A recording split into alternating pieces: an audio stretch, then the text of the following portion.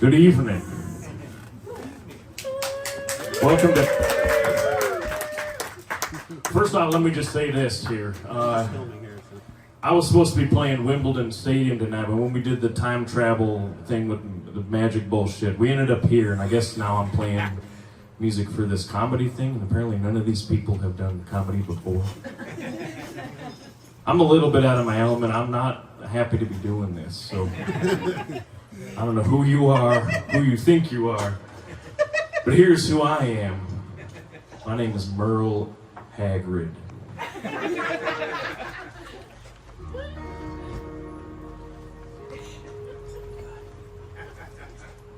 I get the page up here.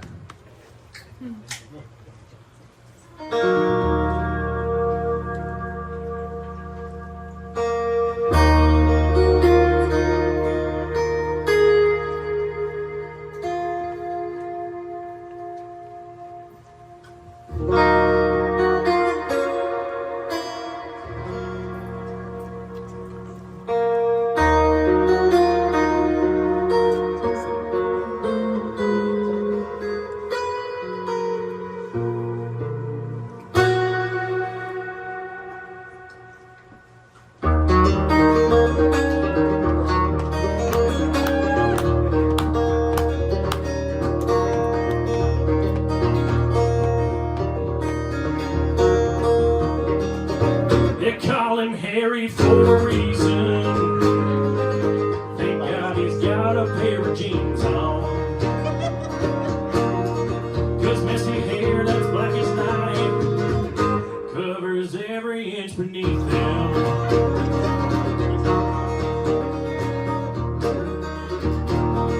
Neville has got the longest bottom all the ladies sure are fond of.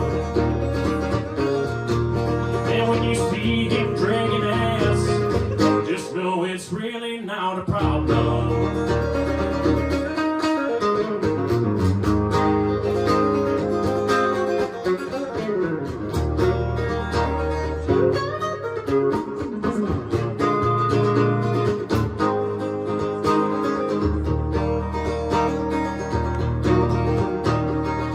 Snape's wand is a stick-up pepperoni.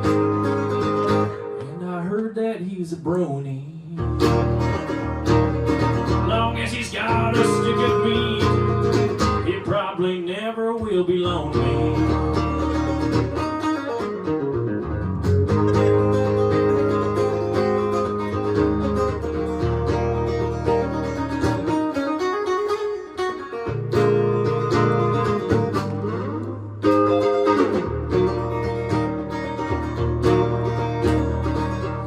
Voldemort shopping at a Kmart.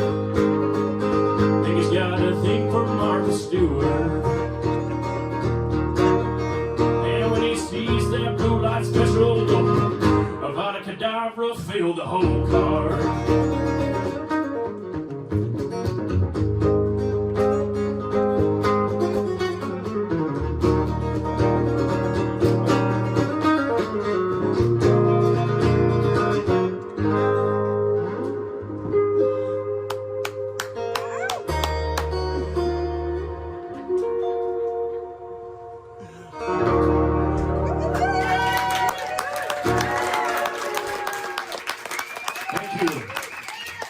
Once again, I am renowned country magical music star Merle Hagrid.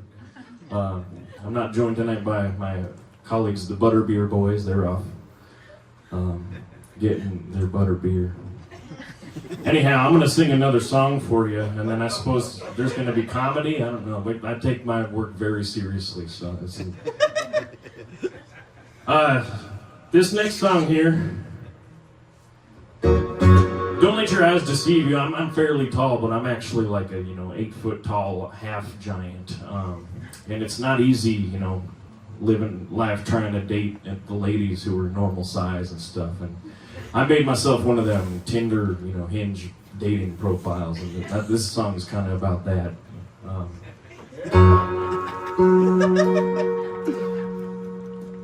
This song's called Forbidden Forest.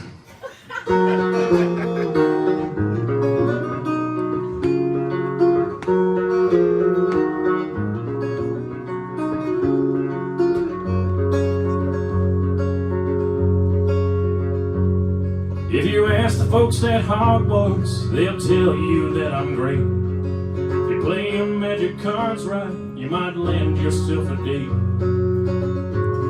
You can take a stroll through Hogsmeade, grab a round of butterbeer. Giant hairy men are what you like, you've got one here. Candlelight red wine, have ourselves a time. I'll play your favorite songs on my magic flute and you can sing along in chorus. Then I'll take you back to my bedroom and show you my forbidden forest.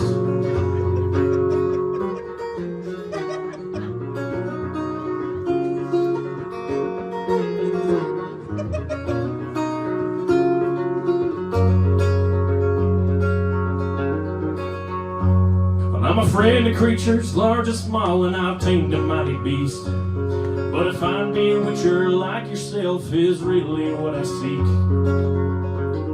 When my hut is small but cozy, I'll make a fire that can't be beat. My flying Harley Davidson's always got an extra seat. Candlelight red wine, motorcycle fly. Play your favorite songs on my magic flute and you can sing along in chorus. Then I'll take you back to my bedroom and show you my forbidden forest.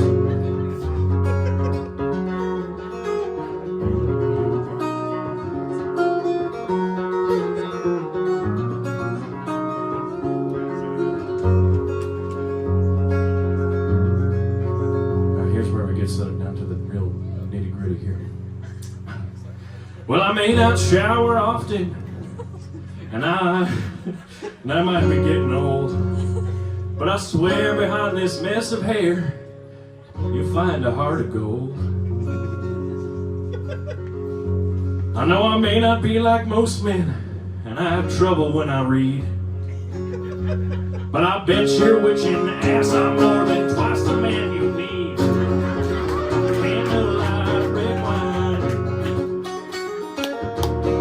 Ourselves a time.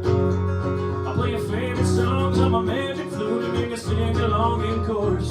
Then I'll take you back to my bedroom and show you my forbidden forest. Then I'll take you back to my bedroom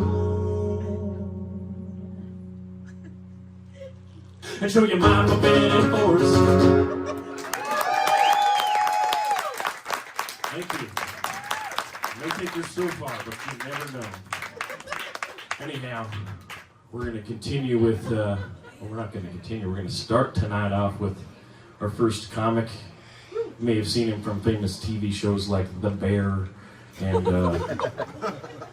Top Gear. I think he was an extra on Goodfellas. He was a youth. Anyhow, please put your hands together for our first comic of the night. His name is David Knight. Yeah!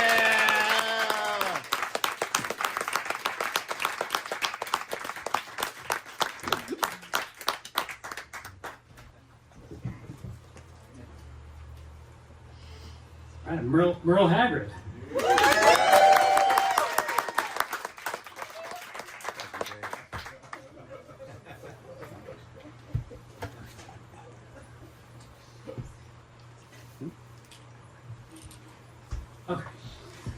Okay, good evening. David Knight. I am new to Portland. I've only been here a little bit over a year and a half or so. I'm originally from South Florida.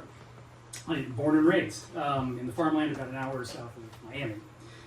So we are a long way from Florida.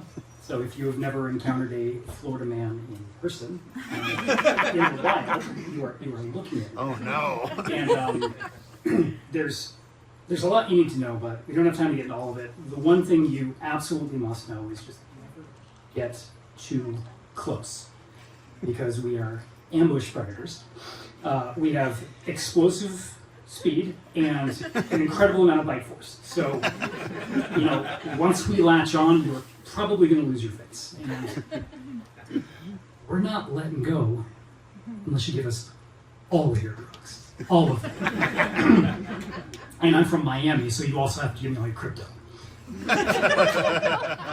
So yeah, not only did I grow up in South Florida, but I grew up in Florida in the 1980s during the satanic panic. You know, when half the country genuinely believed that there were these, you know, devil-worshipping cults hiding satanic messages in like books and movies and Dungeons and Dragons. Ooh, for D&D, okay. My parents fucking believed all of that, just hook, line, and sinker, which was ironic because we were in a cult, right? But it, you know, as was the fashion at the time, but it was a Christian cult called the Upper Room Assembly of God, so which is part of the Pentecostal movement. So if you don't know what that is, you're very lucky. They are evangelicals, right? They're distantly related to Southern Baptists, but Southern Baptists are like Billy Graham, like Jerry Falwell, like the kind of old school conservative televangelists, right? So imagine those guys, like on bath salts and juggling like fucking rattlesnakes. Those are Pentecostals, and I'm not kidding about the rattlesnakes. Like that's actually a thing in some like very obscure branches of Pentecostalism in the Appalachians. Like they actually do that, right? But our church, our cult, didn't have any snakes, but it was otherwise very similar. It was like that same like high energy, very performative music is a really big part of it. So if you've ever been to church, it's usually kind of low key. Not at a Pentecostal church. Every church has a shitty Christian soft rock, like Bryan Adams style band, right? And it starts off, the first hour is because these services last for like 3 or 4 hours. They're really long, right? So first hour or so is just this band, right? Trying to whip everybody up into this kind of like frenzy, right? Honestly, kind of like a mosh pit, right? But not cool at all. It's they believe that they are being filled with the Holy Spirit, right? And when they get properly filled with the Holy Spirit, they just go fucking nuts, right? They start dancing around like they got seizures and they're kicking their shoes off and hands are up in the air and like, I think this is true, right? And then once they get really frenzied, then they start speaking in tongues, which they believe is they basically believe they're possessed by God at that point, and they are now speaking the language of the angels. Which is interesting because the angels' vocabulary seems to be very small, because it's always like the same 5 or 6 sounds. It's like, shamalama kamala, kamalama shamala. It's just those same fucking notes, right? But because they believe they can be possessed by God, they also believe very much that demon possession is a thing, right? So like, I got in trouble as a kid for watching The Little Mermaid at a friend's house. This is a true story. Why? Because Ursula is a sea witch, and witchcraft is of the devil, right? And they believe that that sort of thing is dangerous just to even watch, because not only can it influence you, but it makes you vulnerable, like spiritually vulnerable, like you've lowered your spiritual defenses, and now demons can get inside you, right? So as a kid, I was like in constant fear that I was going to watch the wrong episode of Geraldo, or like hear the wrong song, and boom, demon, straight to hell, right? It was not a great way to grow up. No. So that was my childhood until around 1989, when I was, I guess, about 11 years old. And I remember this day very, very clearly. I am in church, because we were always in church, and I remember I had a headache. And another thing that kind of all evangelicals are into is called the laying on of hands, right? And that's when the pastor gets up on stage and he gets all filled with the Holy Spirit, and then he calls people up who have, like, you know, some physical ailment, and he's going to put his hand on you, and he's going to, you know, ask God to heal you, right? So I got a headache, and I'd had headaches in church before. This never worked, but I tried to do it again. I go up, you know, he puts his hand on me, he does his shamalama kamala thing, and, you know, I go back and I sit down, and he does this to a few more people, and then, this last guy gets up, and the second that the pastor touches him, he just lets out this like blood-curdling shriek, right? Like John Tardy from Obituary. It's pretty fucking sick, right? And almost, you hear me out? Almost like the pastor knew this was going to happen. He's just bam on it with a speak with tongues. He starts yelling back at the guy in tongues, and they get into a fucking shouting match in tongues, and the pastor's like, Shabala Kamala, and he's like, Kamala, Shabala, Shabala Kamala, Shabala Kamala. This goes on for a while, right? And they're in this wizard fight, but eventually the spirit of God prevails, and the guy eventually gets like knocked down to the ground, and he collapses, and the ushers just spring up and they carry him out, right? And right around this point, there's some new people in the audience who are there for the first time. They're like, fuck this, right? So they get up and they go to leave, and the ushers, this is true, they block the exits. And the pastor says, you know, we are protected by the Holy Spirit. You have to demonstrate your faith by sitting back down. And the moment that they're asked to sit the pews, the ushers start passing around the collection plate.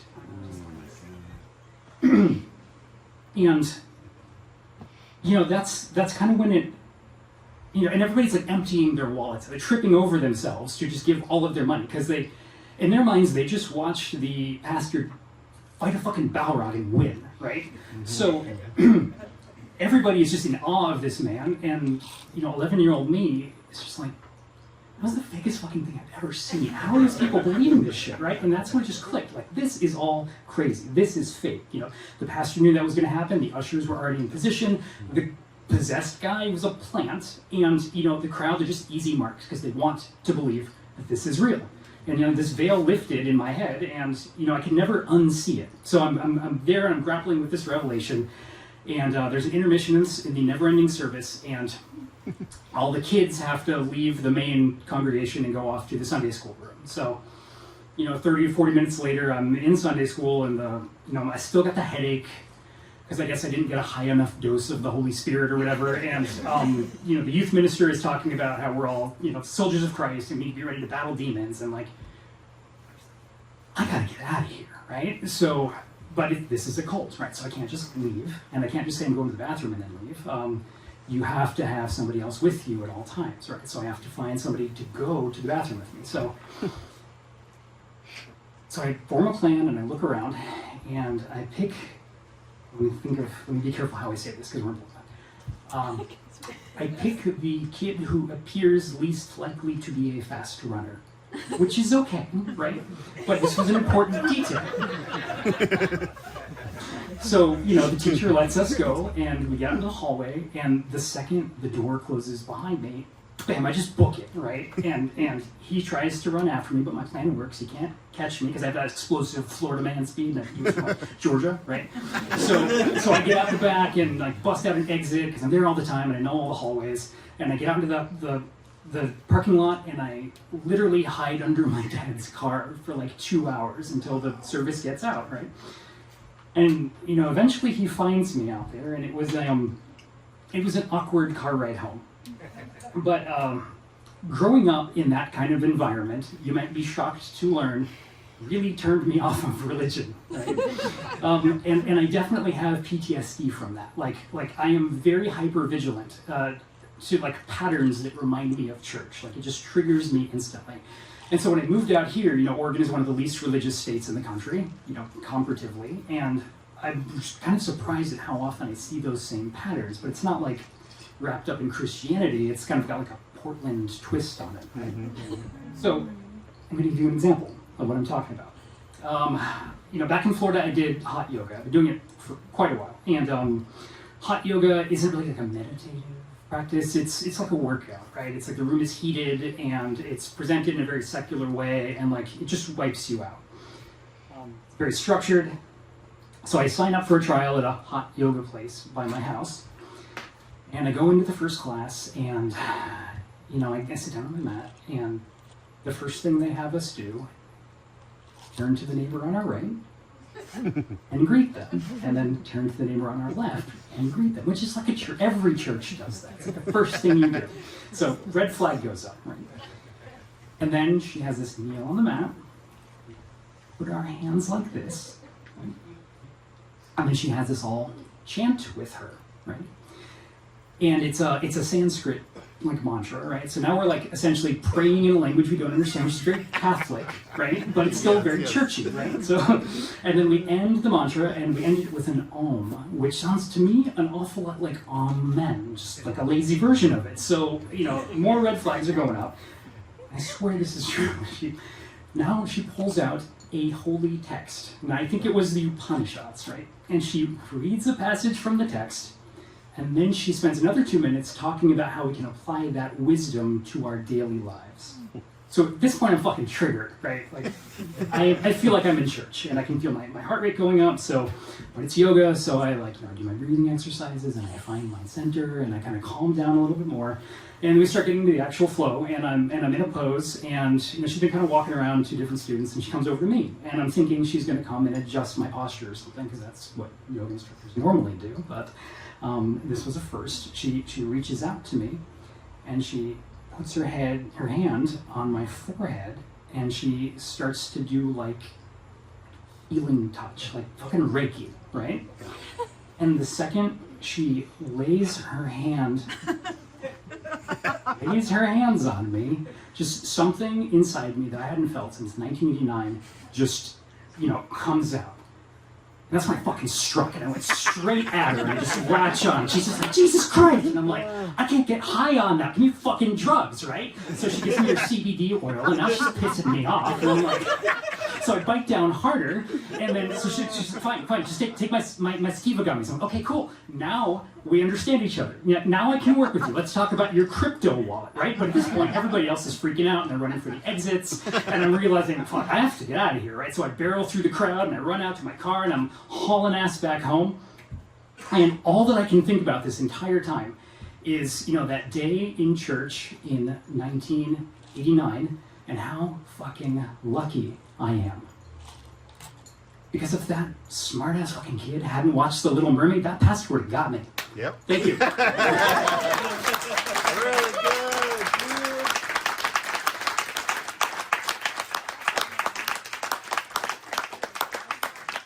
That was fucking great, dude. That's it. Again, David Knight, if you're into black metal and new metal, I'm putting some music out. I have a single on Bandcamp under the name Kyr, K-Y-R. Just search me. You'll find it. All right.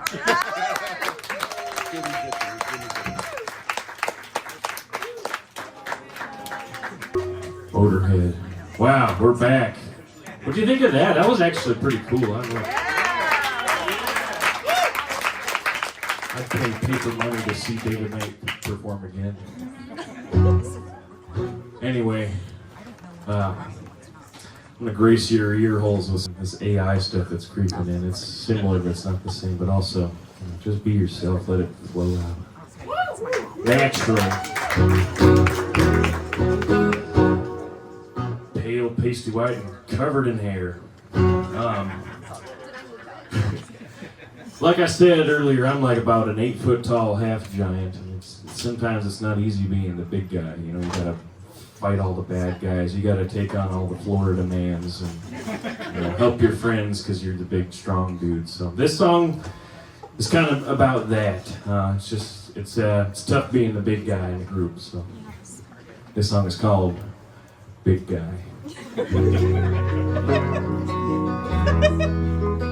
By the way, there's an audience participation in this one here, so I hope some of you can whistle. I know one of our comics tonight can whistle pretty well.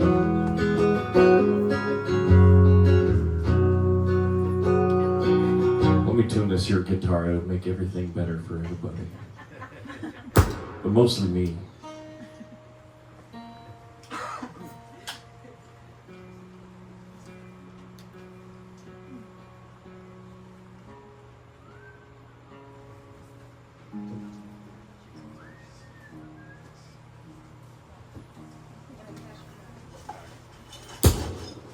Incredible. All right, here we go. This song's called Big Guy.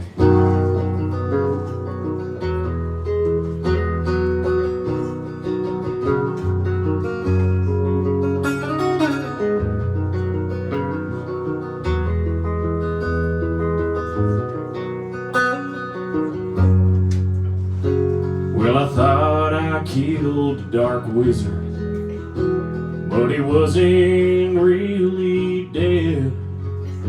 So I swung him by his cloak hood and I twisted off his head. True story.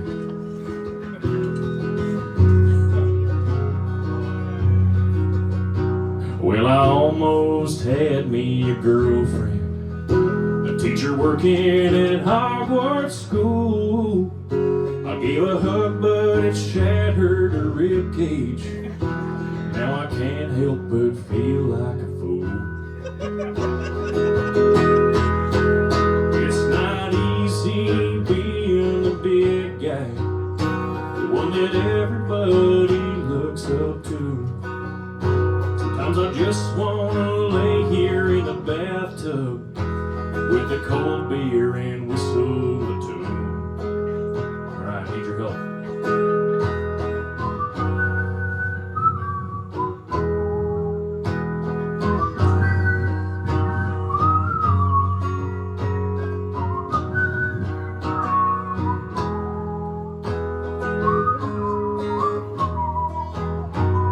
Let's try it again.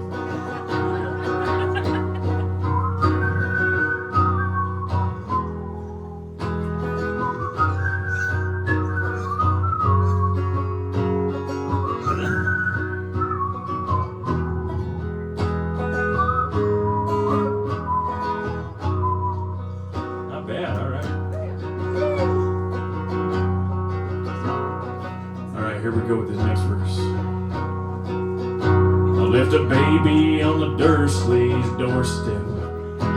Never thought that I would have to, but I bet nobody told you that I also left a big bag of flaming poo.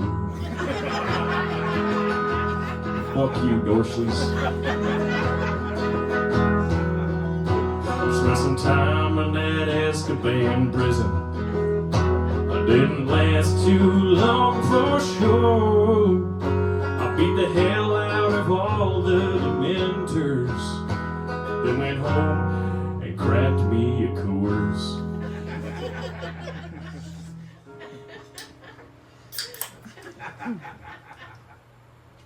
It's a PBR. It's a PBR. Another rhyme. So nobody read my fucking screen room writer. God damn it. Anyway. Like I said, it's not easy being the big guy, the one that everybody looks up to. Sometimes I just want to lay here in a bathtub with a cold beer and whistle the tune. Alright, here we go again.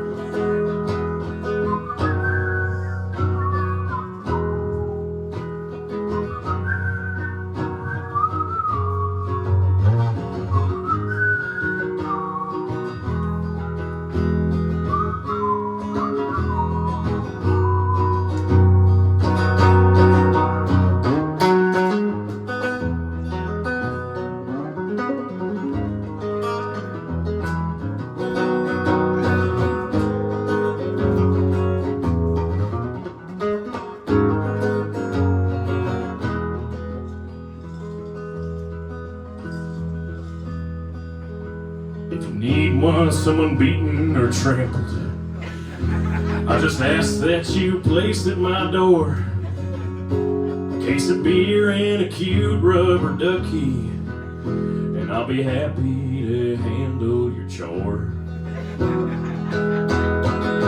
'Cause it's not easy being the big guy, the one that everybody looks up to. Sometimes I just want to lay here in the bathtub with a cold beer and whistle a tune.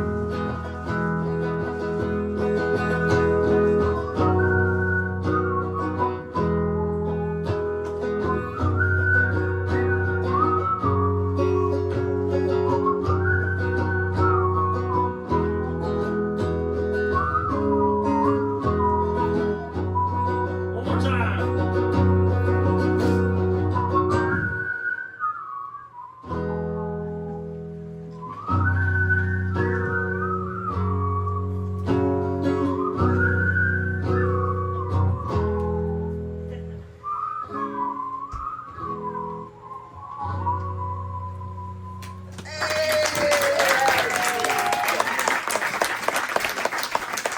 Thank you very much. You know what that means? I just finished a song, so we're going to start another comedic act here. We have this guy. He was a WWF champion in 1984, super heavyweight class. What else? He was a part-time worker at a plaid pantry in 1993 for 3 months. What else did he do? Famous for eating 17 Slim Jims in 2 minutes in 2006. He was also Venom in Spider-Man 3. Ladies and gentlemen, Tyson Birnbaum.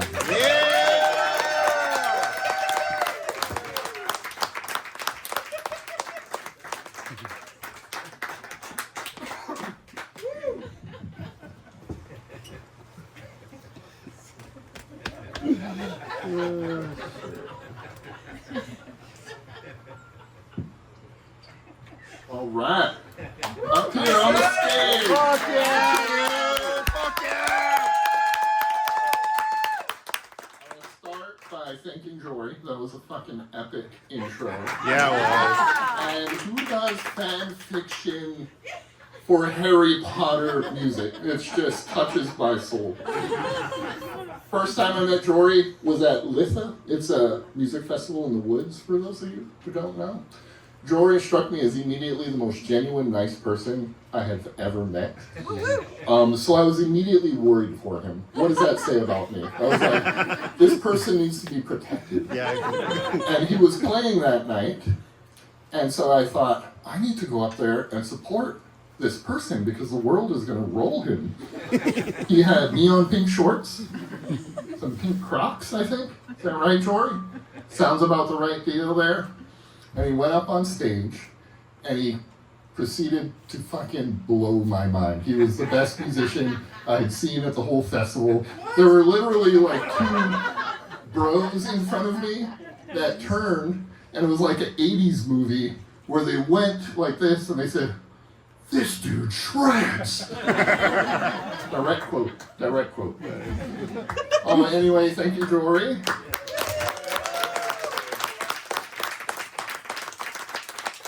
And thank you, David King. Fuck Yeah, yeah. Florida Man. What a fucking great skit.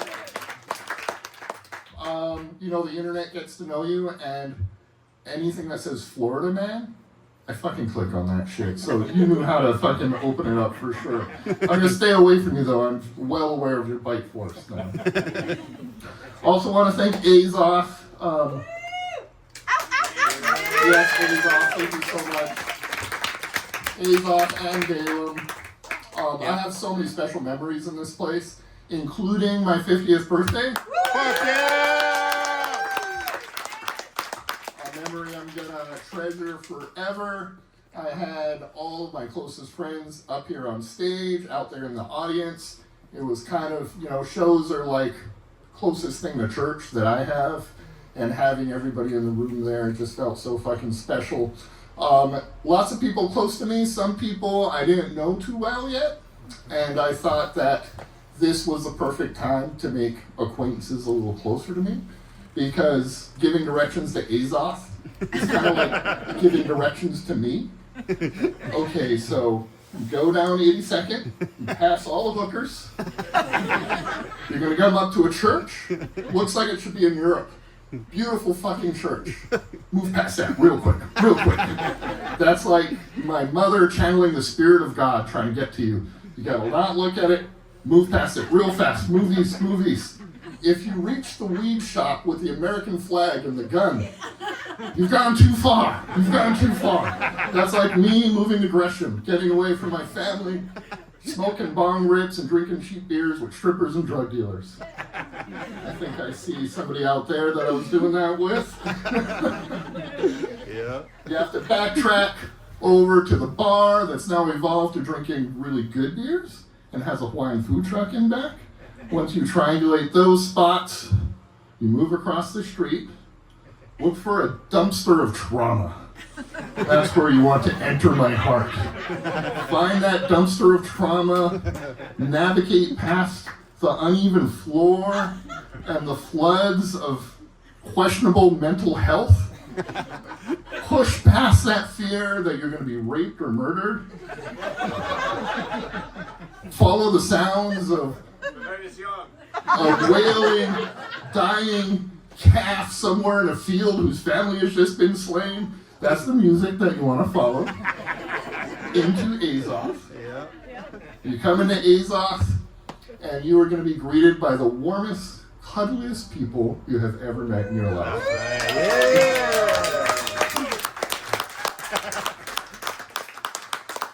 That's how you get to the heart of Tyson. Also, I think it was a pretty good power move to establish that I was the weirdest person at work, and still kind of riding that high at work to this very day. Also want to thank Jason Walton. Fuck yeah! For actually making this happen. I feel like I am still playing a game of chicken, and I'm following it through to the very end here. I kept waiting for you to pull back, but no, here we are. I'm fucking in front of a room full of people telling comedy. Well, shit. Joke's on you now. I am a big procrastinator. When Jason told me this was happening, I thought, well, I should start writing this shit. I wrote this about 9 hours ago this morning. Really did not think it was going to happen the whole time. In fact, that's been the big inhibitors in my life. I feel like I have some degree of talent, but I lack drive, dedication, follow through. These are all the things that have held me back my whole life. But the fact that this happened today really made me write it, made me do something. So thank you, Jason.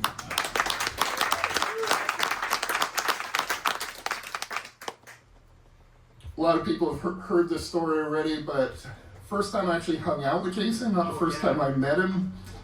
But I revealed to him, unfortunately, that I have a slight fear of rodents. And Jason proceeded to make direct eye contact with me and told me a story about killing mouse after mouse with a metal mop head. And he watched me squirm and made direct eye contact with me.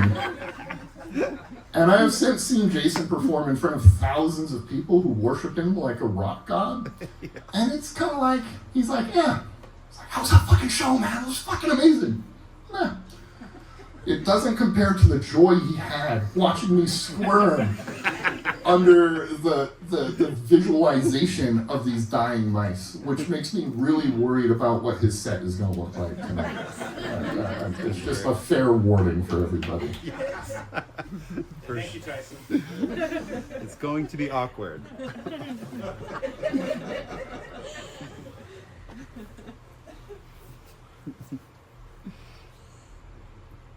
So, I mentioned I'm a big, I lack drive, dedication, follow through. I'm a big procrastinator. Because it's worked my whole life. I've already got more laughs than I thought I would get, so fucking win. You're doing great, bro.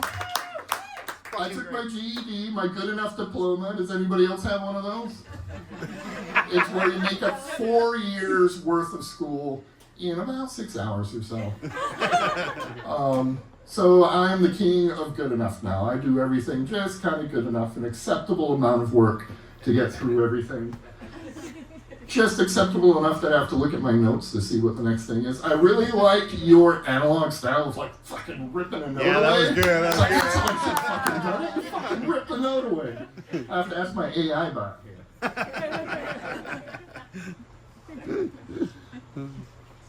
Gonna talk about my jobs.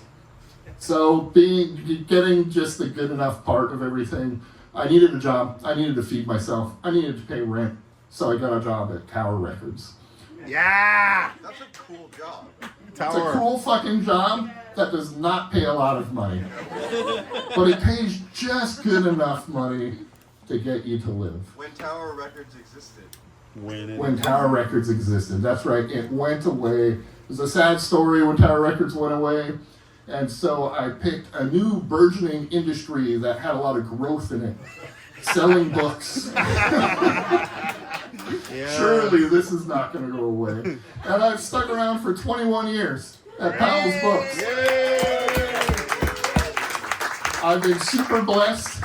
That's a Nick word there. Yes. I've always kind of like grinded against the word blessed. I've There's gotten this to you, religious bro. connotation. And much like a lot of Nick's phrases, I say fucking blessed now, and I fucking hate it every time it fucking comes out of my mouth. Nice. Lucky? I don't know. Well, blessed. I'm fucking blessed. You're blessed. To have worked with music, movies, and books my entire professional career. Yeah. I would like to say that that's why I've stuck around, but really, I just can't get off my ass to apply for another job. That is the fucking answer right there.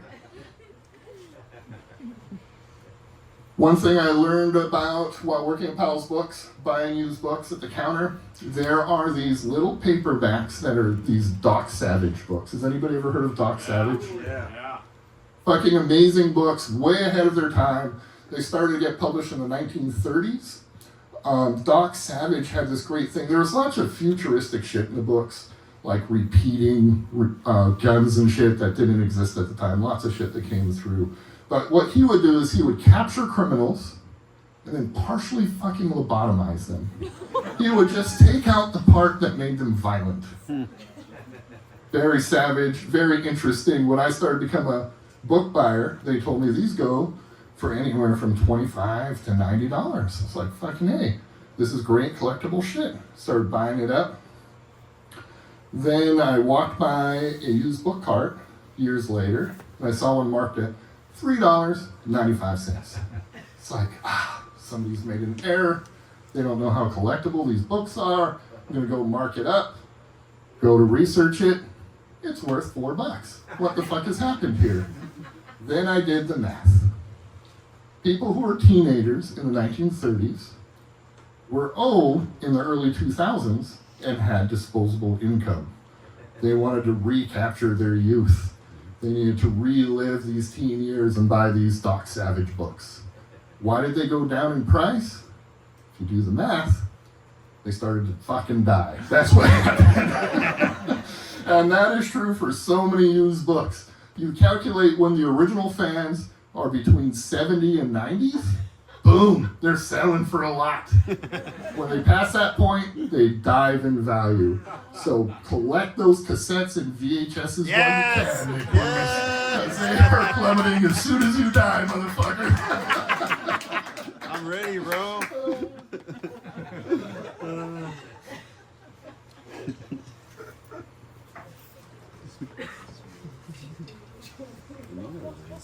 Okay, so I don't have a lot of dedication on a lot of things. Something I have a lot of dedication on is smoking a lot of fucking weed. I started when I was 16. I had to be talked into it, interestingly enough. I was all about reading Timothy Leary and fucking a bunch of mind expansion books, and I just really wanted to do acid, and I was like looking for acid at 16. I finally found somebody to give it to me. My two close friends were worried about me, and they said, you need to smoke weed. That's what you should be doing. And I had to actually practice. I didn't take to it right away. But smoked weed, did acid, and then moved to Portland, and in the mid-90s to early 2000s, I tried the whole cornucopia of what was happening in Portland. I wanted to try everything once. We're talking, ecstasy and Molly. I smoked crack, I did Molly, I did heroin, did all the things, dipped my toe in, and dipped back out. The friends I did these things with did not dip back out, many of them, and it was heartbreaking. I saw them lose a lot of stuff, sometimes everything. And I often ask myself, how was I able to escape that with a lot of survivor's guilt there? How was I able to get through this? Then it dawned on me. It was a lack of dedication.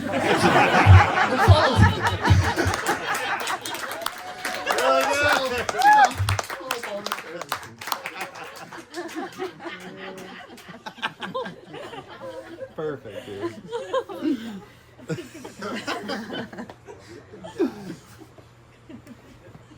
Getting older, there's a lot of, I just turned 50, as I just said, I had this at my 50th birthday. And when you get older, you start to see yourself as the world sees you, when when you're young, you're like, this is what I am. Then you start to get older and think, how do others see me? And I'm starting to realize that I'm 50 now, and I am still kind of the Hunter S. Thompson of the crowd, which would have been a huge compliment in my 20s. But in your 50s, you start to question what's happening here. A good example is my friends Casey and Jessa were just going on vacation. They told me they gave their teenage kids my phone number to call me if they needed me. And I was so fucking honored. I was like, yes, Uncle Tyson. I've been waiting for this moment. A pillar of responsibility. I can dive in and save the day. And I said, oh, I'm going to be in Hawaii for a little bit. What will they do in that case if they need some responsible adult? And they told me, oh, you're not the only number we gave. There's kind of a tiered system. Like, there's certain people that call for certain things. I was like, oh, me, do me. Like, what's me? What are they going to call me for? Oh, well, Jessa told them if one of their friends is ODing, they should give me a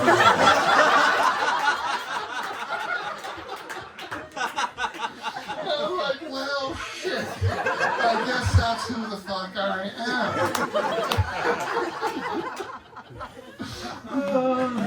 Really good. Really Zola, though, I thought had the better answer. Zola, sitting right up here. What would you call Tyson for? I don't know, if I found some fucking haunted Gandalf pipe or some shit. Also a very valid answer. I would know just what to do.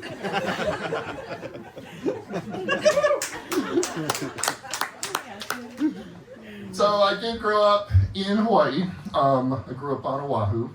I was one of maybe 4 or 5 white kids in my elementary school growing up. Very unique existence. I learned the word haole at a very young age. Haole, I first thought meant white person. Did some research. No, this means anybody not from the islands. And in fact, there's several translations. One means one without a chant, one means one without a breath, one means one without a backstory, and I proceeded to tell my fellow students this. Then I realized why haole means white person. It's the only fucking race that would tell somebody what their own language means. So I've been fighting against my own whiteness. I'm half German, and I don't know if any of you have heard about the Germans. They're not the good guys. Repeatedly, they are not the good guys. So I have to fight against my own Germanness constantly. And I focus on being kind and compassionate and warm to my fellow human being. That's one of my main fucking goals in life. Let me give you an example of how these two things fight against each other. I like to think about how my actions affect people around me. If I'm on the freeway and I'm driving in the left lane, I'm looking in that rearview mirror. Is somebody going faster than me? I have to get over to the right immediately. I can't clog shit up. If I'm going up the stairs in a crowded room, get on the right side, somebody's going to be coming down, got to make sure everything flows correctly. Elevator doors open, step back to the side. Somebody could be coming out. You don't want to inhibit them. These are all motivated by compassion and kindness. When I see other people not doing these things, I think these people need education. These people need reprimands. These people possibly need to be eliminated. There has to be a final solution. And that's when I realized I need to keep myself in check.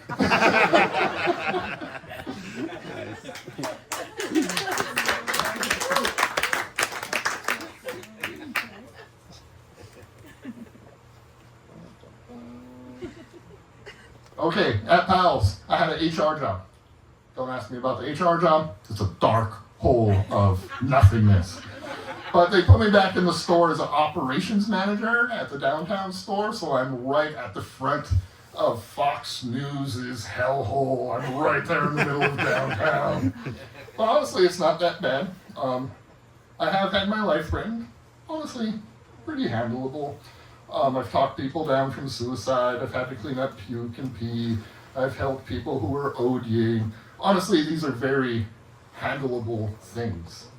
My big frustration at the downtown store is I don't know if all of you know this, but people who are on meth or tweakers, for a non-flattering term, really like coloring books. They need coloring books. And they need colored pens and pencils to color in these coloring books. And I have a good degree of empathy for this. I would like to start a charity where we just give them the coloring books. But it's my job to stop people from stealing. So I have to observe people in the coloring book section that are tweaked out of their minds and thinking they're being super fucking sly. And I'm standing about 8 feet away from them, watching them in a stern operations manager visage for a good 2 hours. They will be staring at coloring books, trying to act normal. And this is literally 2-3 hours of my life where I'm standing about 7-8 feet away from these people. And it's the most challenging part of my job, really. Especially because all of my compatriots, they really get into the whole operations manager job. We have little walkie-talkies. The subject moved to the green room, and it just drives me fucking crazy, the whole officiousness of it. I just want to walk up to people like, hey buddy, looking at those coloring books? In fact, I did that once with a subject, as we like to call them, who walked into the store, who went to the rock bio section, and he looked at this. I was not being ninja, I was not being secret. I just went like that, he went like that. He's like, hey man, looking for a germs bio. It's like, oh fuck, sweet germs, right on. He's like, I drummed for them. I was like, what the fuck? You drummed for the germs? I showed him my scar where, he got burned into the germs would scar each other into the band, and we started to talk and everything. And then finally, after talking for a while, he said, I should probably come back another day, shouldn't I? As like this, I'm not going to shoplift today because I like you. And that was the most rewarding part of my operation.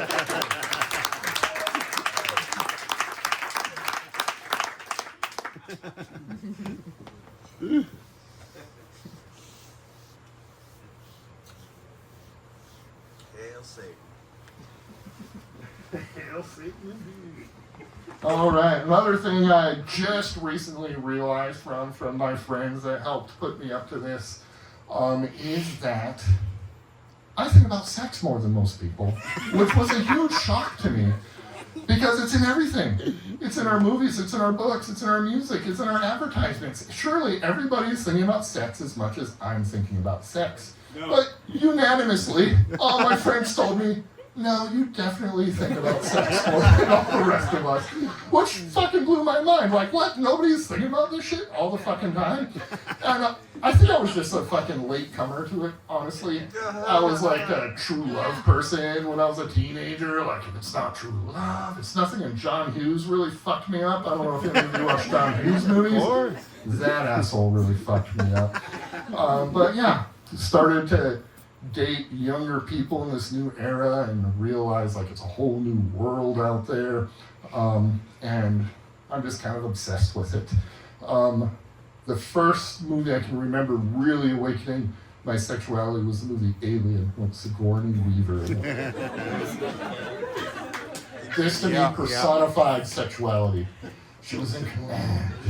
She had this fucking tank top on. She was telling people what to do. She was kicking ass. And I think this is also why it took a long time for me to develop, because I slowly realized that archetype were not necessarily interested in men. And it took me a long time to figure that out. There are some, and I'm seeking them out and finding them, but it took me a long time to figure that out. This last Halloween, my friends shared a picture of a sexy xenomorph. If you don't know what a xenomorph is, it is the alien from the Aliens movies that hunt people down and kill them. So it was like a sexy cat, but a sexy xenomorph. It had like a little skirt on and a tail and everything. And I think that's where the joke ended for most of them. But my brain immediately went to, oh my God, if this xenomorph is going down on me, is a smaller mouth gonna pop out of its mouth? Is that gonna fucking happen? And their reaction told me no, they did not think of that. It was a weird thing that I thought of that. It was strange. I should stop talking. So I did stop talking, and I saved my thoughts of what would happen to her vagina for later on that night. And that's it. I'm going to end on that. Thank you, everybody. Fuck yeah! Get some beers, tip your bartenders. Thank you.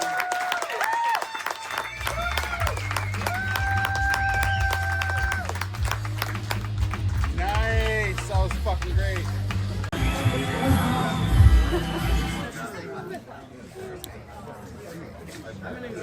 Holy shit, we're back.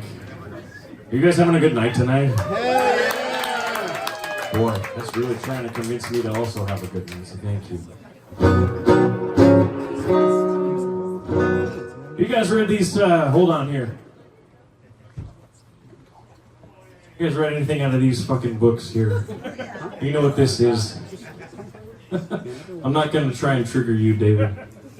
A good book here.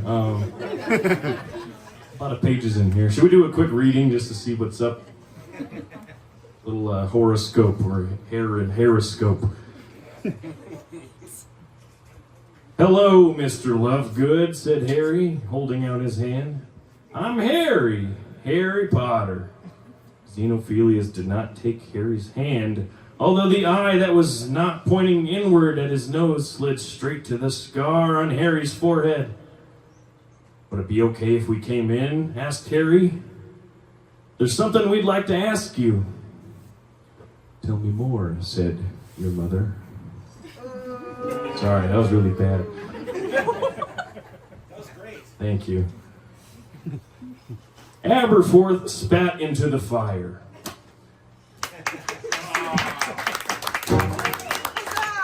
Anyway, so there's a lot of terminology and a lot of horse shit within that book.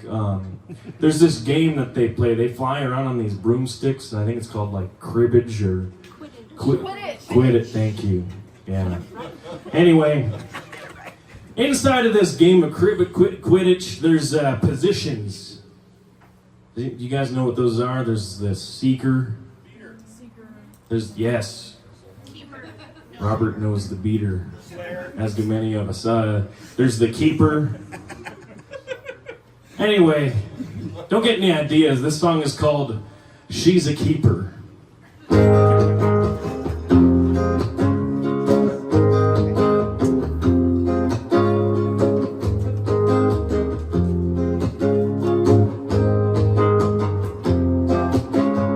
went to the game and I cheered real hard. Harry did his best, he flew real far. Slytherin cheated, but what's new? I love sitting up in the bleachers with you. Well, I'm a seeker, and she's a keeper. When I'm alone, I'm a beater. Bludger your ass until I score 10 more points for Gryffindor.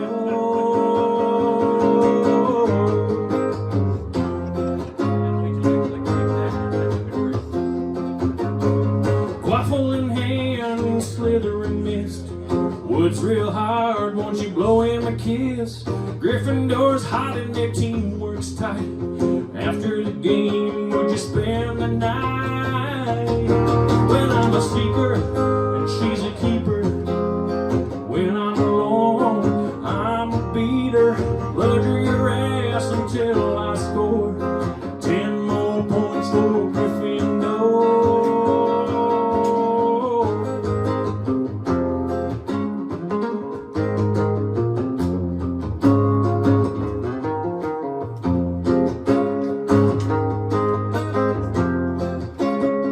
Come back to my house, we'll talk about snitches. Warm by the fireplace, slip out of them britches. Leave the rest to your imagination. Gryffindor wins, it's a celebration.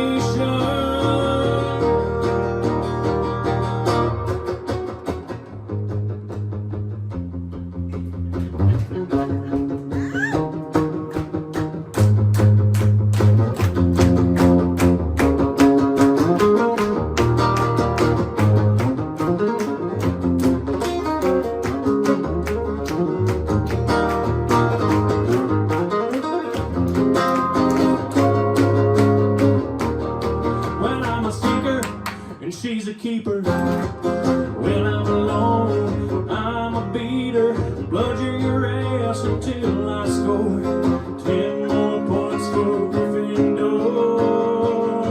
When I'm a speaker and she's a keeper. When I'm alone, I'm a beater. Bludger your ass until I score 10 more points for Gryffindor.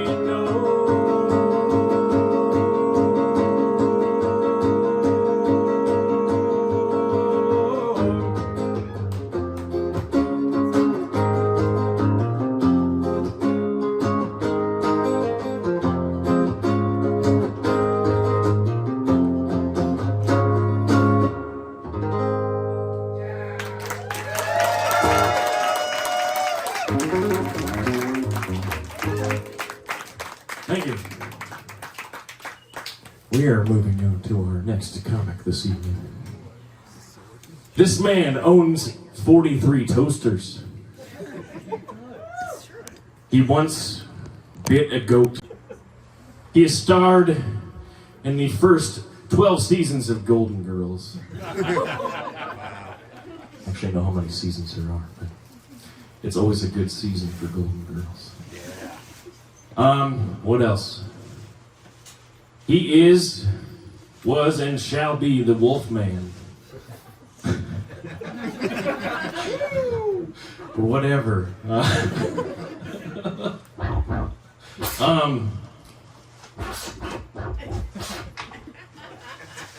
There's a ghost in the machine.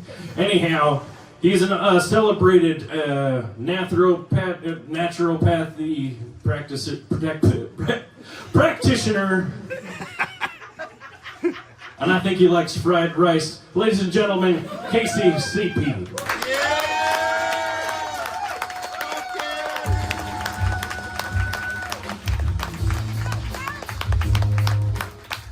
Thank you, Merle Hagrid. What a round of applause for Merle Hagrid.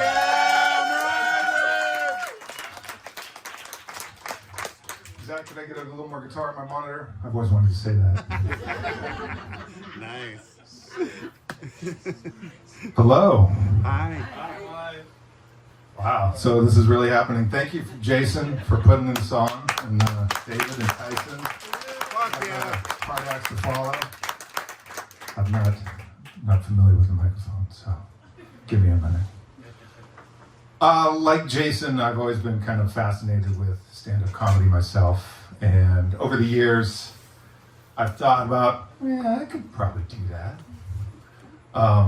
Like most comics, I tend to overthink everything, pretty observant. Whether or not the funny part happens, we'll see. So, because of this occasion, I sort of went back into the archive and pulled some moldy oldies out that I thought of, kind of brought, came up with whole routines over the years. Not said it to anybody, but in my head, killed. So, here we go. I went to the doctor the other day. My arm was hurting. And he said, you have tennis elbow. And I got all the thing. I don't play sports.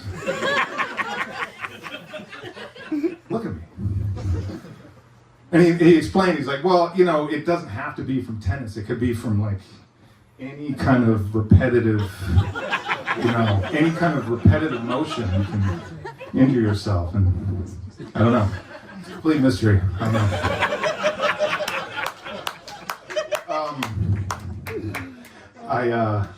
So there we go. We got some laughs. Sweet. Like I said, in my head, he's killed. I work from home these days, as a lot of people do. But in the before times, though, I did have a commute every day out to Beaverton, which sucked. But I was thinking about this the other day. I kind of missed that. I missed just having a little space to myself, right? I had my thoughts, my podcasts, or whatever. One day, I don't even know if they have these anymore, but I pulled up an erotic podcast, like an ASMR deal. Yeah. But I fucked up. I also had Waze on, the traffic app. So it went a little something like this.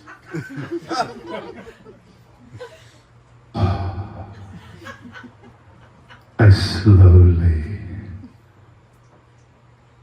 drape my fingers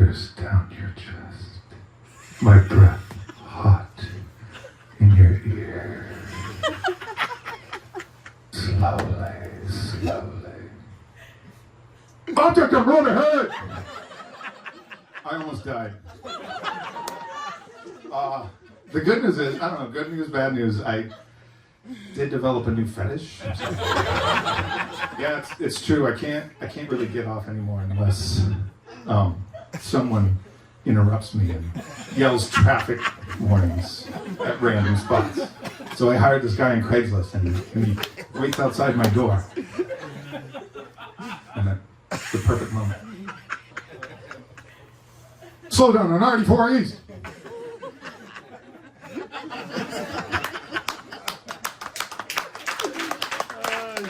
Police activity reported ahead.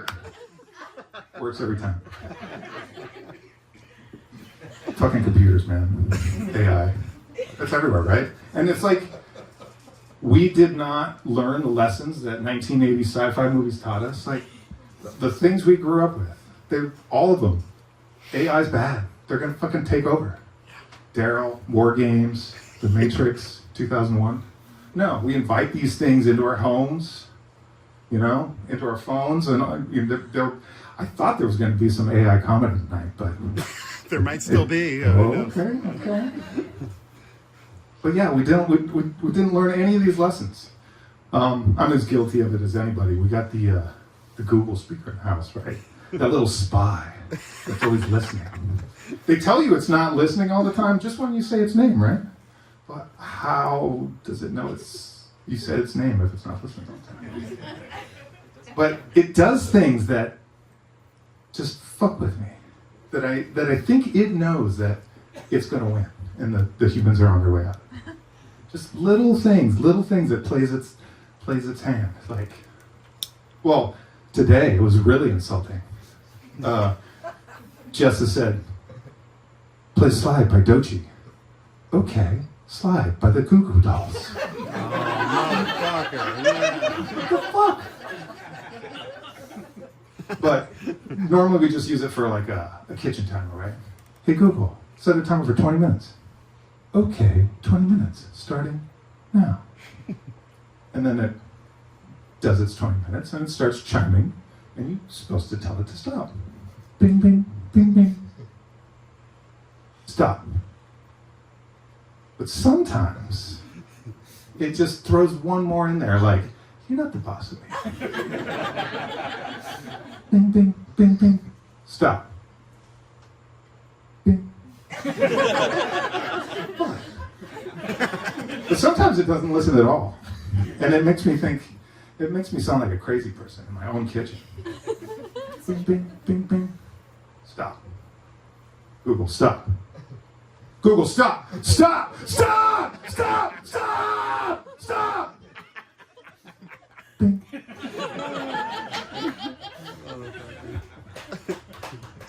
Fuck, man. Yeah. I keep fucking with this mic. I'm sorry. Fidgeting with it. Something to do, I guess. Yeah. Go wild. Oh, wow. You do this? Yeah. Oh shit. That's extreme. This is it. I gotta stay right here. This is so spontaneous. Hold it however you want. Oh. Do whatever you want. Oh, Hagrid. To my rescue. Haggard will help Whatever you. you want. Oh, yes. Right there. Freedom. I know. Thank you. Nice. Yeah, AI. Where was I? Yeah, it's like. What? Oh, yeah. Okay, yeah.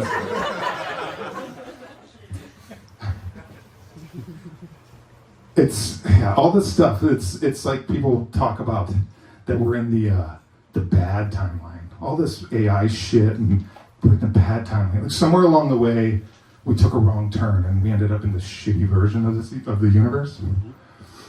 And I just want to take this moment to tell you all that it's my fault. So I'm sorry. Oh no. I mean, it could be my fault. I do this thought experiment in my head. I guess that's where all thought experiments happen. Where some being, like a demon or a genie, came back in time, like a time traveler, and put a deal in front of me as a teenager. So it goes like this. So fast forward. many years in the future, you're 50. And you got married, the whole 9 yards, married with kids, everything's beautiful, you survived, all your friends are alive, it's great. Weed's legal? Yeah. No, seriously, you can walk into a store and buy as much weed as you want. Like, you don't even have to smoke it. They, like, make the joints for you. It's professionally done. It's amazing. Nerd Culture 1? Weirdly? Like, the highest grossing movies in the last 20 years are based in the Marvel Universe? And some of them are actually good? Yeah, I know. It doesn't make sense. You, not only that, you play D&D every week with your friends. Yeah. No, seriously. As an adult, you play D&D with your friends. And it's mainstream. They play D&D at Madison Square Garden. Like, I know.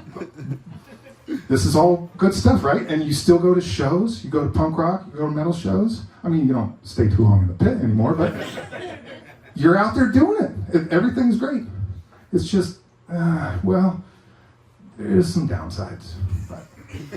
Like, we're going to pick a random pseudo-celebrity from the 80s to be president, like Max Headroom or something.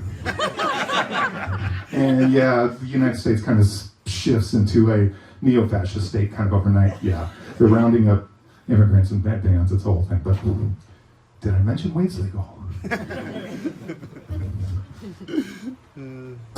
How about Jason Walton?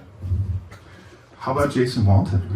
I'm legal, I guess. Yeah, Jason's legal. He's a celebrity of a questionable tier. Wow, shots fired. You know he's an Agalog, right? Okay, guys, I'm gonna leave you with a life pro tip. Not a pro-life tip, but that'd probably be about bombing abortion clinics or something. Life pro tips. I love these. There's a whole Reddit about them. It's like giving your fellow humans little tips, little hints. Well, actually, two. A bonus one. Go home. Go to your kitchen. Go to that drawer with the aluminum foil and the saran wrap, and get out that thing of aluminum foil. There's a little perforated button on each end. Pop that in, and that way, when you pull out the thing, the whole roll isn't full. So yeah, there you go, free one. So this next one has a little backstory to it.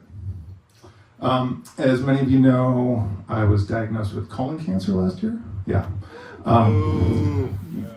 No fans of colon? Okay, weird. They took a little slice of my colon out, surgery, and then I signed up for the chemotherapy. I don't know if you know about this. I didn't really know what it was. You know, you see it in movies or whatever, but basically it entails, first they installed a port, so it was directly linked to my bloodstream. And then every other week I would go into the hospital and they would pump these chemicals into my body via IV. Yeah, fun stuff. One of the chemicals was supposed to be administered over 48 hours. So back in the olden days, you'd have to just stay in the hospital for the whole weekend. But now they have this little pump about the size of a Game Boy, like 4 AA batteries that go into it. Little strap you put on, and then it would just pump the chemicals in my body for the weekend. And then the timer would go off, bling bling. Cool, stop. Anyway, and then I would take it back to the hospital, and they would unplug me, and I'd go on my merry way. The one time I did it, this nurse, it was a male nurse, he came to me kind of conspiratorially, and he's like, we just throw these batteries away. You could take them out and keep them before you bring in the chemicals. Wow, what a tip. Boom, you got them. So, there you go. If you get the cancer, you sign up for that chemotherapy, free AA batteries. I got a drawer for them. Those things are fucking expensive, so there you go. That's my time, everybody. Thanks.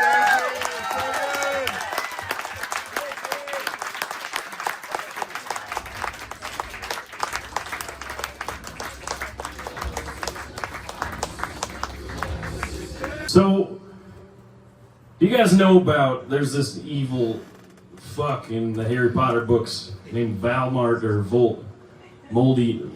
Voldemort, right? Yeah. So he did this thing to try and be. This is going to be a long story if I don't figure this out here. He did this thing where he split his soul into little chunks and hid them around like some, scavenger hunt on like Dad's birthday or something. Like you try and like send him on a wild goose chase, and the present ends up being like a goldfish in a pint glass. Anyway, he hid his little parts of his soul around different places, and one of the places is this weird cave that Dumbledore and Harry go to, and what they say in the books is that it's this abandoned place and it's dark and scary, and Dumbledore drinks this fluid and gets really sick. That's not actually what happened. What happened was that there was a rager party in that cave, and this song is about that. This song is called "Dirty Little Horcrux."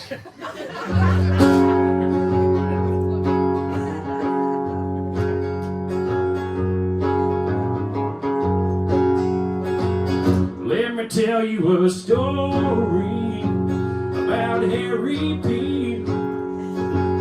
and the stumbly ding dong, beard as tall as me. They was going to a party over in some cave. What they found in the punch bowl, well, it was all the rage. Dumble Bumble Band drank all of the whiskey dry. You didn't think you could do it, but Harry made him try. In the bowl was a necklace, or so they thought. Upon further inspection, it was an evil plot. She's a dirty little horcrux, weighing down on me with a little inscription that spells R-A-B. She's a dirty little horcrux, needs to be destroyed. Put her out of commission, make her unemployed.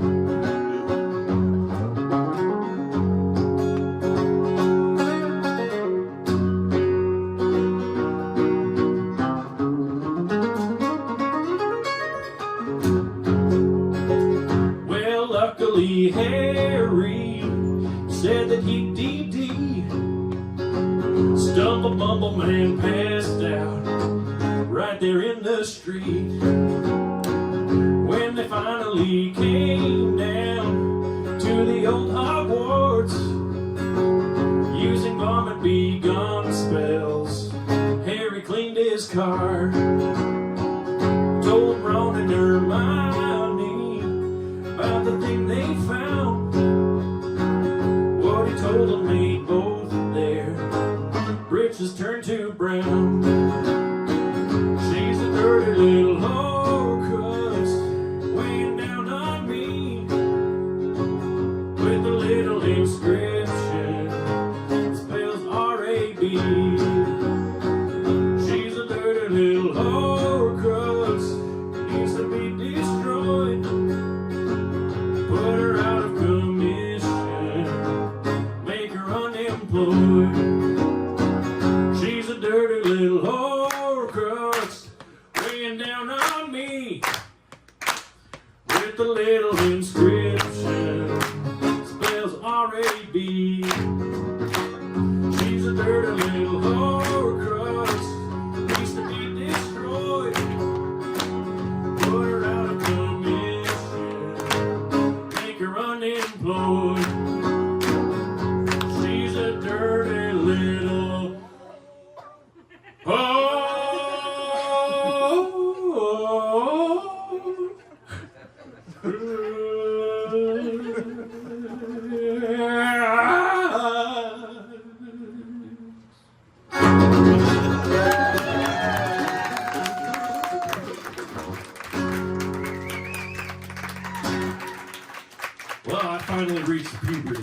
about damn time. Wow, thank you so much. By the way, wanted to plug some bullshit thing that happened. Completely magic free. I made these horrible homemade stickers last night, and you can see them at the end table there, or on the way where the register is, over there. Anyway, feel free to pick one up, put it on your worst enemy's car or something. They're paper, and they're not going to peel off cleanly. Put it right on their windshield. Put it on the paper towel dispenser at your office. Anything you want to do, just make sure it's out there. It says, I whipped my wand out at a Merle Hagrid show. Thank you. That's my last song for this evening, but we're not done yet. We have one more comic for you all this evening. Yeah. This man spent the first 7 years of his life as a woodland Dracula in the Swiss Alps. Nice. He,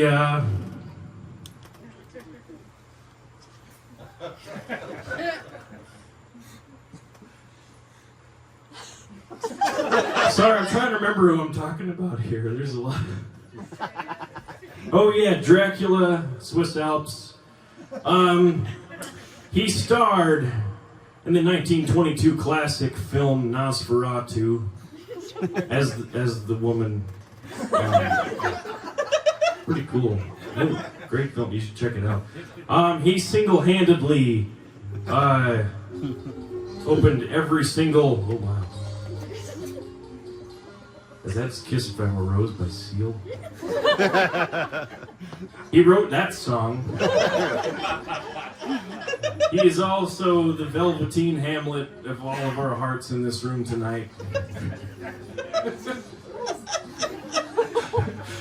Jesus thinks he's a bastard, but everyone else disagrees.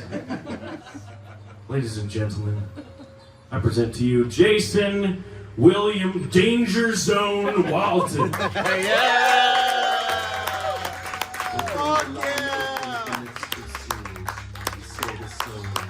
We saw the martyrs, we heard them crying, we heard them shouting. They were dressed in white, they'd been told to wait. Earlier, like, I think my sister The sun was black, the moon was red, the stars were falling. Hello. Hello. I have no idea what I'm doing, really. Glad you're I mean, the whole here. point of this was to get people on stage here that have never done this. Yeah. This is something that I've been curious about doing for, I don't know, 2 days, maybe. Maybe a little bit more. But, you know, for me, stand-up comedy was one of those things, it was like a last frontier for me. It was like the most vulnerable, the most naked, the most... I mean, it's the vulnerability just seemed completely out of this world to me. Something I could never do. But now, here we are. So I want to thank David, Casey. I mean, I guess I want to thank Tyson. No, Tyson, you fucking killed it. Tyson did great. I want to thank my friend Nick Roos, one of my closest friends in the world. You know, this is one of those things that I've been like contemplating for a couple of years because of my obsession with people like Mark Maron, R.I.P. But not really. He just retired, so he's dead to me. Well, retired from his podcast. So it was, you know, he was like one of my closest friends. Like he talked to me twice a week on his podcast, and now I don't hear shit from him. So it's, you know, he's dead to me. Anyway, Nick Woos. There was a time, I think it was Super Bowl Sunday, maybe? Yeah, Was it? it was, yeah. Yeah. Last February, yeah. It was Casey, Tyson, Nick, and I hanging out at Tyson's house, and I said something to the effect of like, kind of the same shit. You know, stand-up comedy is like this thing I can't even imagine doing. It's like the last frontier. Like I've performed in front of like 20,000 people, maybe 15, 20,000 people. John, correct me. But like I played in front of a lot of people before. But like doing something like this is terrifying, especially when David James Knight is here. This guy, He's good. he's gorgeous. He's amazing. Not a very good kisser, but he's gorgeous. But Nick, I was sitting next to Nick, and I said something to the effect of like, stand-up comedy It's just, I feel like it's like the last frontier. And I feel like it's maybe something I should do in the next year or so. And Nick let out this laugh that was filled with so much, I want to say disdain. No, it wasn't love. It wasn't love. It was disdain. No, it wasn't disdain. That's the wrong word. It was like just disbelief. Yeah. But he was right. Because it's fucking crazy. But, you know, it was like, but again, Nick is one of my very closest friends. And I could tell, like, with that reaction, I was like, I'm onto something. You know, like, if somebody has that visceral of a reaction to me standing up and doing this, maybe I should look into this. So, thought about it for a while, mulled it over, and I'm like, ultimately, I was just like, this is not my calling. This is not who I am. I'm a musician. You know, I'd much rather be up here making ear-piercing squelching and while I'm like screaming about the moon. But regardless, I felt like I should at least try this once. So again, thank you to everybody. This is like a weird experiment that I thought of. Everybody rose to the occasion. Everybody was fucking hilarious. Merle Hagrid killed it. Merle hasn't played in Portland ever. Is that correct? Where's Merle? First time tonight. First time in Portland ever for Merle. So, yeah, pretty rad. So again, thank you everybody for being here. This is a weird experiment I had, and it's been a success so far. Let's see if I can not fuck it up. One thing that's happened to me in the last year or so is it's hard for me to see close without readers. So here's something I'm going to do. Yeah, you look good. My contacts, they correct for my vision far away. They fuck it up for nearsighted shit. So here we go. Anyway, here we go. This is actually my bit now. First of all, though, I would like to say I encourage heckling. If you want to fuck with me, if you want to expose my. That's it, Tyson. I feel like, in this audience, at least half of you, I've shared a bed with you or, something like that. There's at least one person in here that put me to bed next to a rotting goat's head. That would be me. That was John. Yes. Okay. Yes. So anyway, feel free to heckle me. Actually, this started my bit. You ready? Okay. Okay, here we go. Silence. 1 second. Okay. Hey, I'm Jason Walton. I'm here. This is my very first time ever doing comedy ever. Nice. I'm not a funny person, as you'll find out. No idea what I'm doing, once again. But I feel like this is how comedy bits start, right?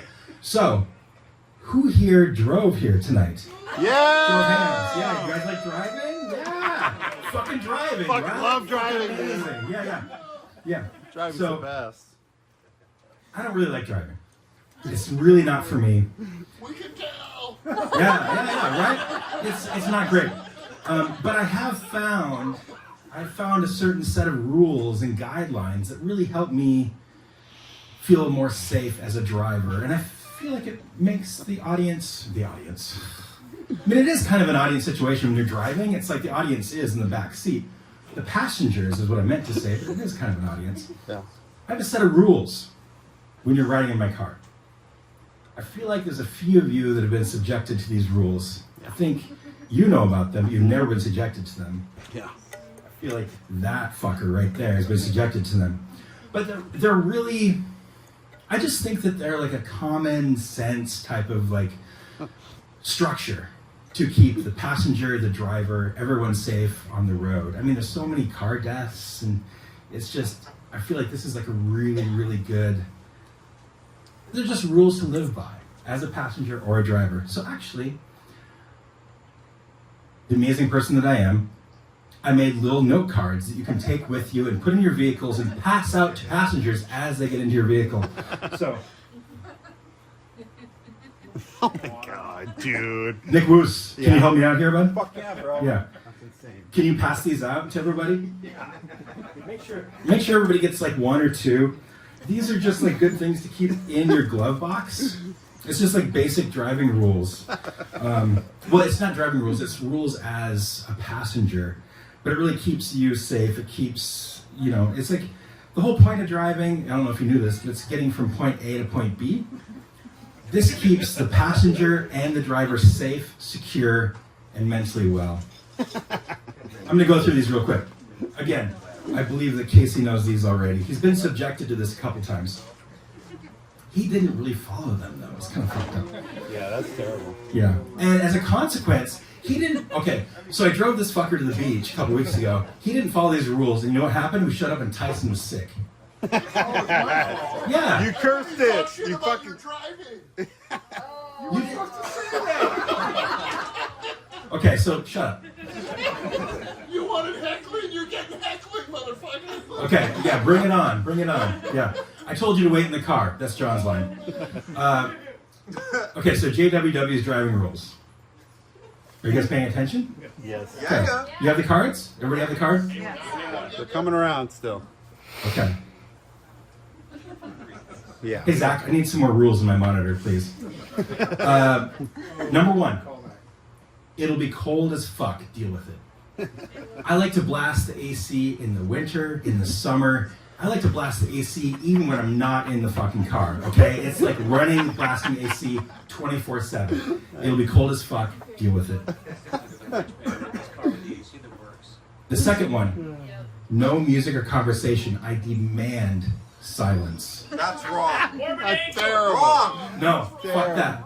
Fuck that. No, silence. It's a safety issue. If I'm hearing any information whatsoever, or if the passenger is hearing any information whatsoever, it can distract me and we can run off the road and fucking kill a kitten. It's not worth it. We spoke the whole time to Eugene. That's untrue. We talked about That's not. we no. talked about Taylor Swift. We talked about Grimes. And so Grimes. yeah, yeah. Okay, so everyone can heckle me except for Zach. Third rule. I don't appreciate other people's breath inside my car.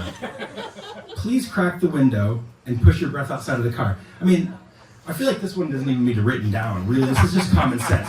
If you have to breath at all during the ride, it's a 2-hour drive. Like, just don't fucking breath. It's fine.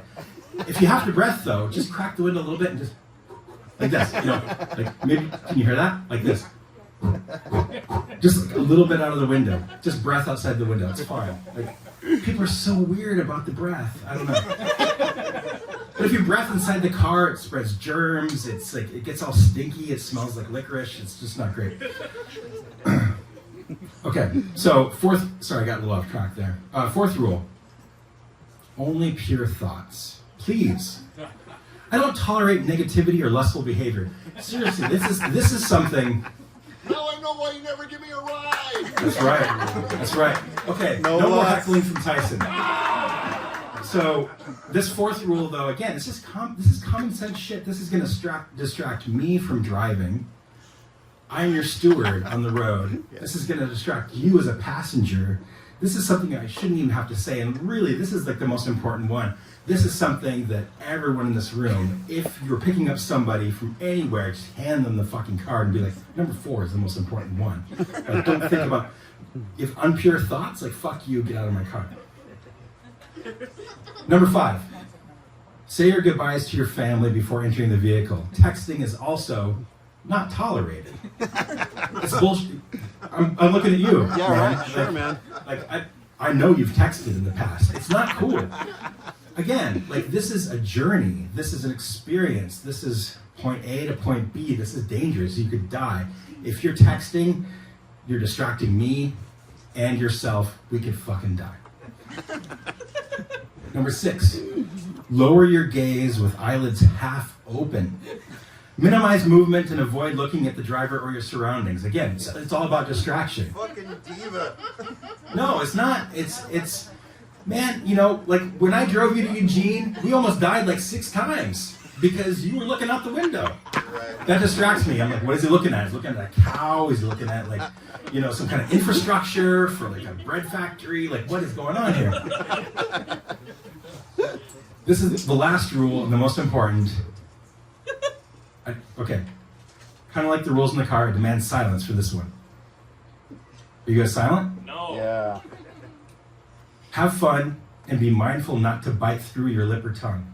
Right? Because that's the whole point, right? It's a safety issue.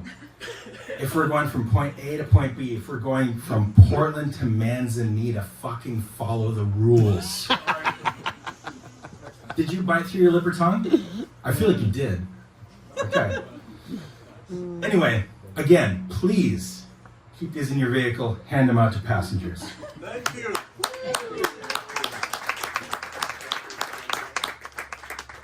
I really don't like wearing these. It's weird. I don't know. It helps me see, but is it worth it? I don't know. At what cost, right? Anyway, I didn't always dislike driving.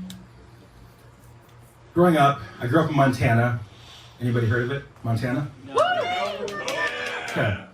I grew up in a place called Bozeman, Montana. And I think that I got my license at maybe 14 because it's a farming community. Got my license pretty early. And, you know, I was pretty resistant to getting my license, but when I did get it, my best friend Lad and I drove around all the time. You know, it's like he had this weird, like, red Chevy truck or something. John, you can correct me on this. John knows more about my life than I do, really. Yeah. Because I don't know details or colors. Like, I can't even tell you what color house I live in.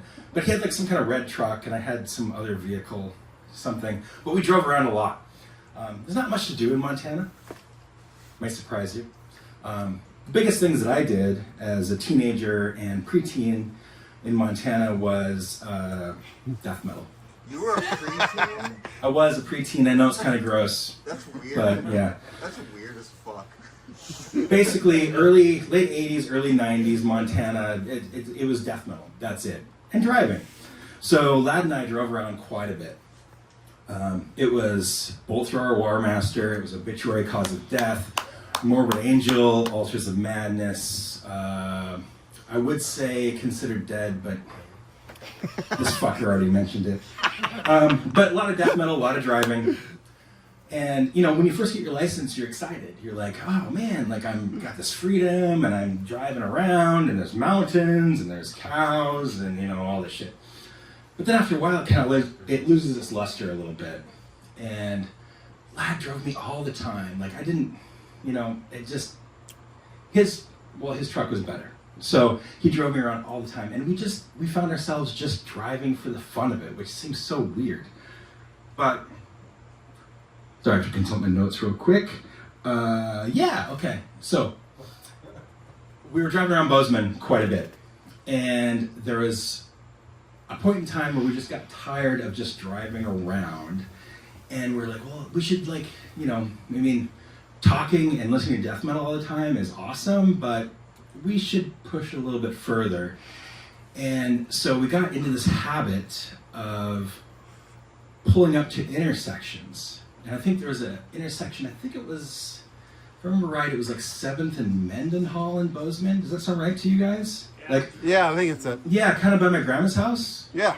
And the BMX track. Yep, And my taekwondo dojo. It's right there. I think it was 7th and Mendenhall. Is that mattress store right there in the corner? Yeah, that's it. I think that's it, yeah. Anyway, I was just kind of feeling antsy, you know. 15-year-old boy, Montana, feeling antsy. And so we're pulling up this intersection again. I think it was 7th and Mendenhall. Kind of by the cat's paw. Does that sound right to you, Nick? Totally, bro. Yeah, that's it for sure. Yeah. So we're pulling up to this intersection, and there's this woman waiting to cross the street, and she's just sitting there at the red light, waiting for the walk sign to turn on. And Lad and I we pull up kind of slowly up next to her, and Lad doesn't know I'm going to do anything, and I just decided, like, I'm so bored and filled with hormones, and I know the world is so much bigger than what I know it is, and I just want to see Carcass live, and I'm just so frustrated by so many things. And so we pull up, this woman is like, she's just waiting across the street. I could probably, like, reach out and touch her if I wanted to. I just rolled down my window and I went, ah! And I scared the fuck out of her. And I kind of scared myself too, because I didn't really know what I was going to do. I mean, I knew I was going to do something, but I wasn't really sure what it was exactly. But I just leaned out the window and screamed, which, again, it kind of startled me, it startled her. She just kind of jumped back, you know, and she was like kind of freaked out, and she gave me this like death look, and Lad turned to me and he was like, "What the fuck are you doing?" And I'm like, "I don't know, man." And the light turned green, and then we went off. And Lad and I laughed for 2 hours and 23 minutes straight. Just like laughing so hard for so long. So we were kind of like, this is awesome, right? I mean, it's like, we're 15 years old, like, we've got a new fucking Cathedral album that just came out. Yeah. It's pretty cool, but it's not quite as cool as Forest of Equilibrium, but it's still pretty cool, but it's kind of groovy. But what the fuck is Lee Dorian doing, right? I mean, everybody was thinking that, right? Yeah, he's out of his mind. He was high as fuck. Yeah, something. high as fuck. Yeah. It's still fucking great. Ethereal Mirror, don't fuck with that, No, man. dude, it's don't great. fuck with me. It's great. Anyway, so we're driving around listening to Ethereal Mirror, and we're grooving. We kind of went bell bottoms. We went psychedelic shit. And I just kept doing it. I couldn't help myself. I was like, you know, but Lad got into it too. So we'd pull up to a stop sign, and I think this was like over by the filling station. I think like more like towards the M. Does that sound right to you guys? Like kind of by the M filling station, you know, over there. Yeah. So we pulled up this intersection, but Lad was onto me. Like we were onto it, you know. And so we're pulling up, and he would like slow down, and we'd roll down our windows. And we'd turn the death metal down, and then we'd like kind of creep up to the intersection. And the next one was this couple. And it was I don't know, they're probably in their 20s or something. They're holding hands, and the woman is walking a dog. And it was all like cutesy and whatever. But we got to this point where like we're pulling up to the intersection slowly, and it's like, you know, in Montana, it's like everything's covered in gravel, usually. So it's like you can hear the gravel under the tires, and Lad's just trying to go super slow so no one can hear us. And we pull up to this couple, and they're waiting, and we're just like, we just stop. And then I go, "Ah!" And the woman screams. She's in shock. She screams. And the guy immediately turns around and does this. Like he's gonna punch me or something. He didn't know I'm into death metal, otherwise he wouldn't have done that, because that fucking destroys everything. But he did one of these things to me, and I mean, again, like, we're close enough, like, I could probably, like, touch him if I wanted to, but he, you know, fucking Montana jock guy, he's like, "Oh," like this, "I'm gonna punch you," whatever. And I just laughed, and then Lad gunned it, and we're on our way. And Lad and I were like, this is the fucking coolest thing we've ever done in our entire lives, right? So we did that for a long time.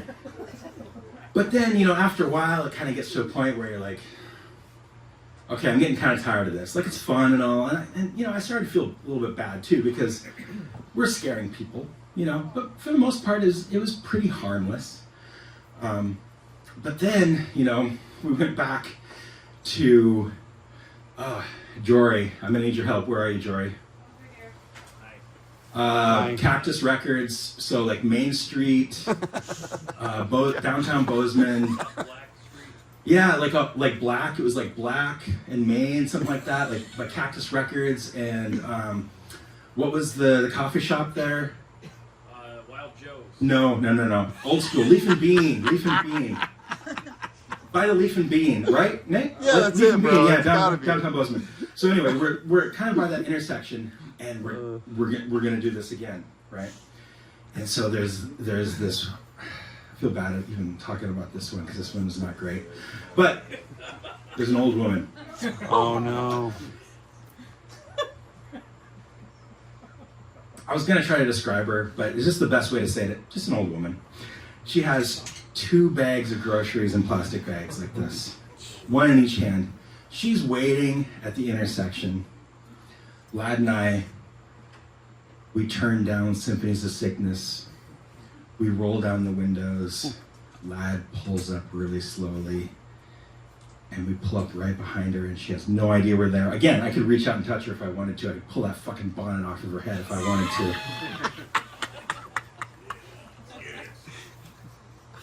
But I have a new weapon. I didn't tell Lad. I just decided I'm gonna up the ante a little bit, right? So what I did was we pulled up, again, slowly, trying to get the gravel from making any kind of noise, any of that shit. Really slowly up behind her. We're downtown Bozeman, but again, it was fucking 91. It wasn't like super populated or anything. Pull up right behind her. Lad looks at me. I look over at Lad. I lean out the window and I go,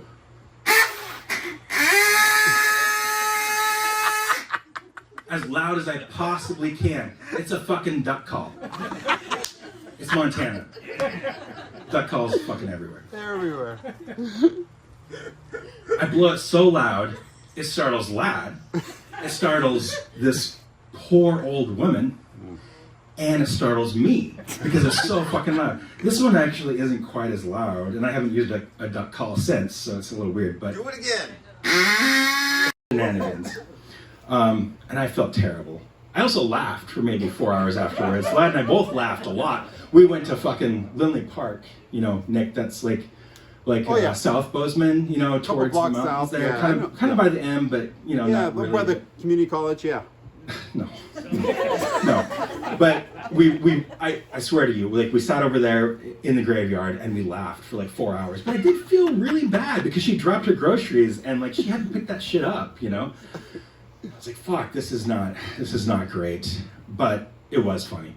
And then I don't know, a week, 2 weeks later, whatever, same deal. Driving through Bozeman. Doing our thing, listening to death metal. It's the Lad and Jason thing. We always fucking did. And then we pull up to a stop sign, and there's this woman. She's probably, I would guess, 20s, late 20s, 30s, pretty put together. It seemed like she was like going to her job or something like that. And she was walking her dog, and we pull up to the intersection. Same thing, really slow, windows down. We turn down the music. Try to get the gravel not to be so loud. And I was already feeling bad about this thing, but I was like, I'm gonna do it like at least one more time. And so we pull up next to her. I look at Lad looks at me, and as loud as I possibly can. Except the thing is, that duck call was a little bit different than this one. This seems to be like a newfangled one. That one, like on this part here, it just had an exposed reed where you could see like the reed like vibrating when you blew into it.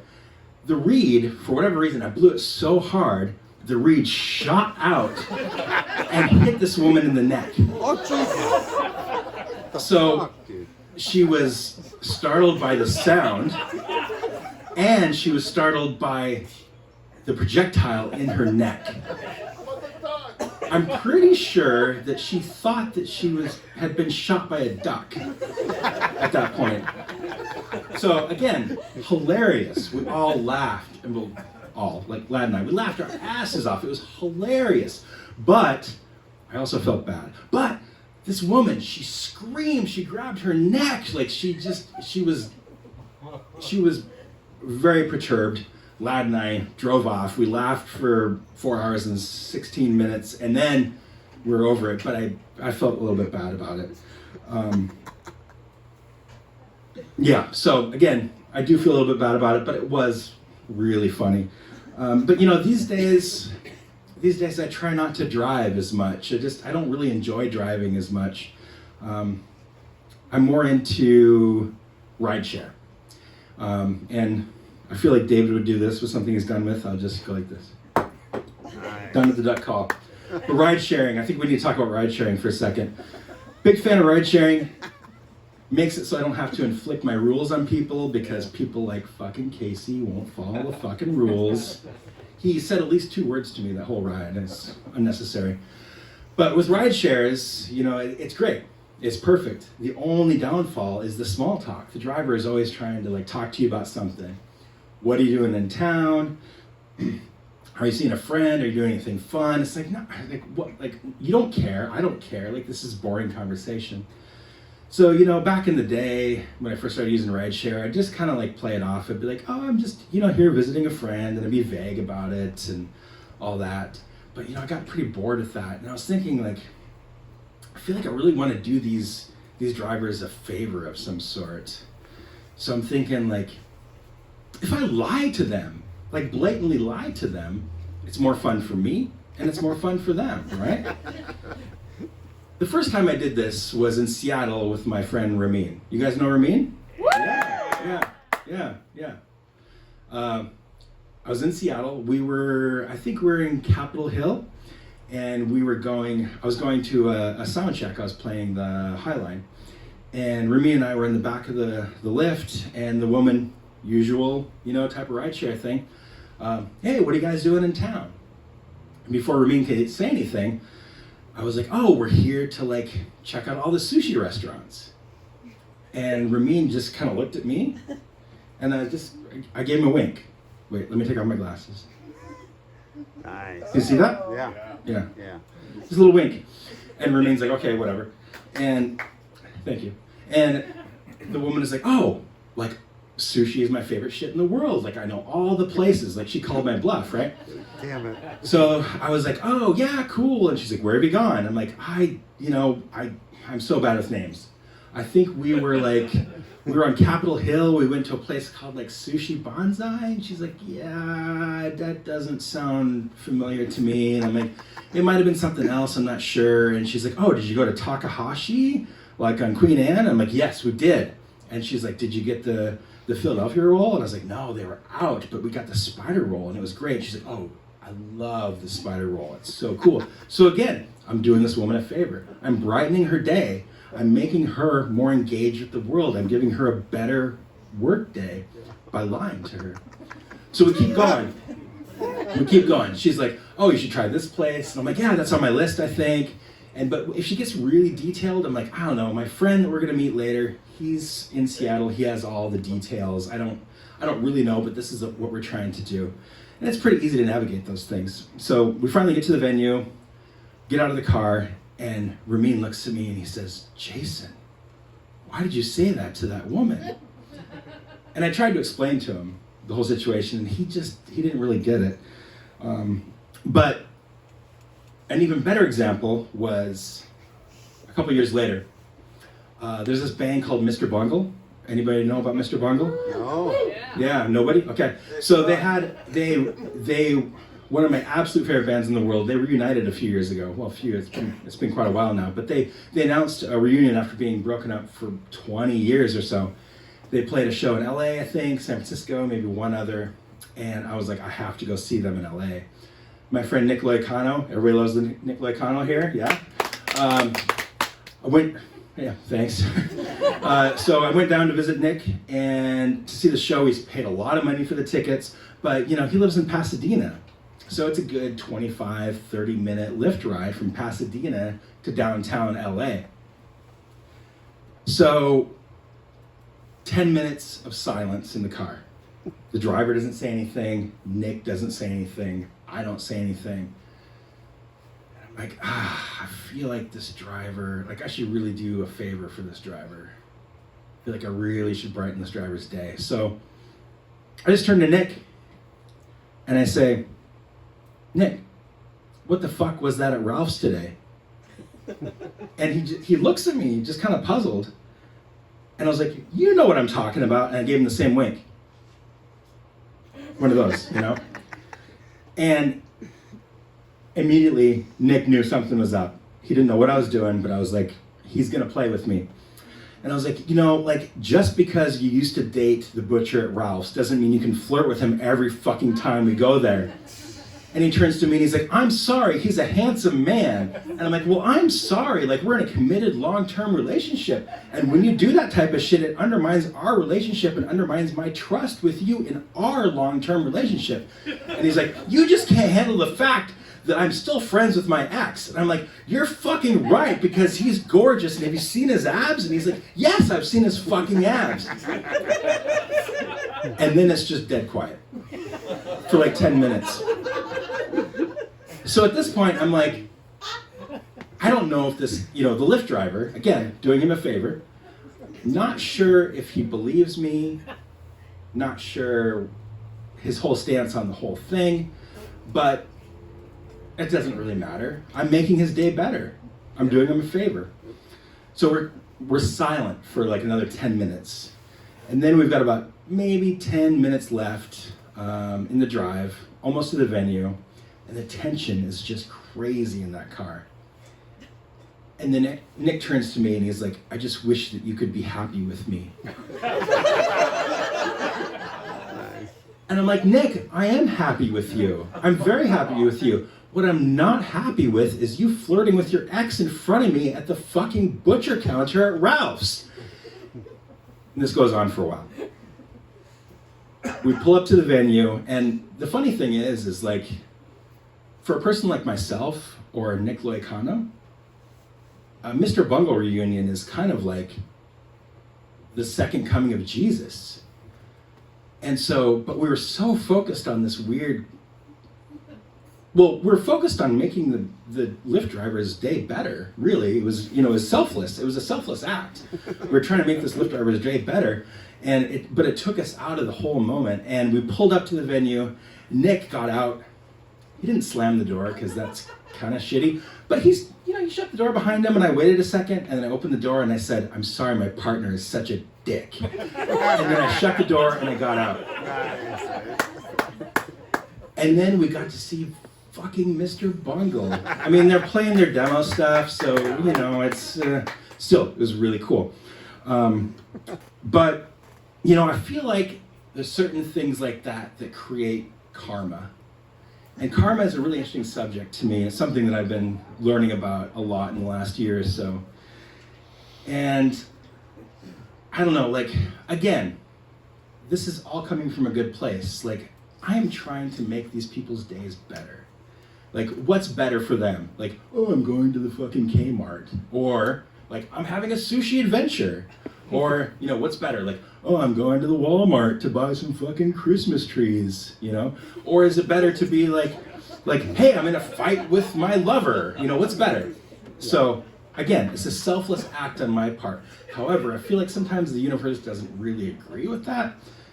I feel like the universe is kind of pushing back on me a little bit. So, a couple years later, I had to take a lift from my house to my office downtown when I used to work downtown. I don't even know why I'm wearing these. I'm not reading anything. I had to take a lift from my house to my office downtown, 25-minute drive, maybe. Get in the car. This big, burly guy wearing a big wife beater, but crazy hair, and he's kind of covered in dirt. I'm this is kind of weird. But whatever, he was very, very lovely. And he was just totally silent the whole time. About 10 minutes into the drive, he says to me, how's your day going? And thick accent, but I couldn't place it, but very thick accent. And I was oh, it's pretty good. I'm just on my way to work, and thanks for the ride, and and I'm in my mind, I'm don't fuck with this guy. Don't fuck with this guy. And it's silent for another 5 to 10 minutes, maybe. Got 10 minutes more on my ride, and he says to me, have you ever seen an alien? And I was I don't know. Maybe? And he's well, they're pretty obvious. He's I've seen them all over South America, Europe. I've seen them in America. And I was oh, really? And he's yeah. He's I'm from Argentina. He said, my son goes to school here, and I couldn't stand to be away from him. So I moved to Portland. I sold all my stuff. I moved to Portland, used a little bit of money I have to buy this used car, and I sleep in my car illegally at Oxbow Campground.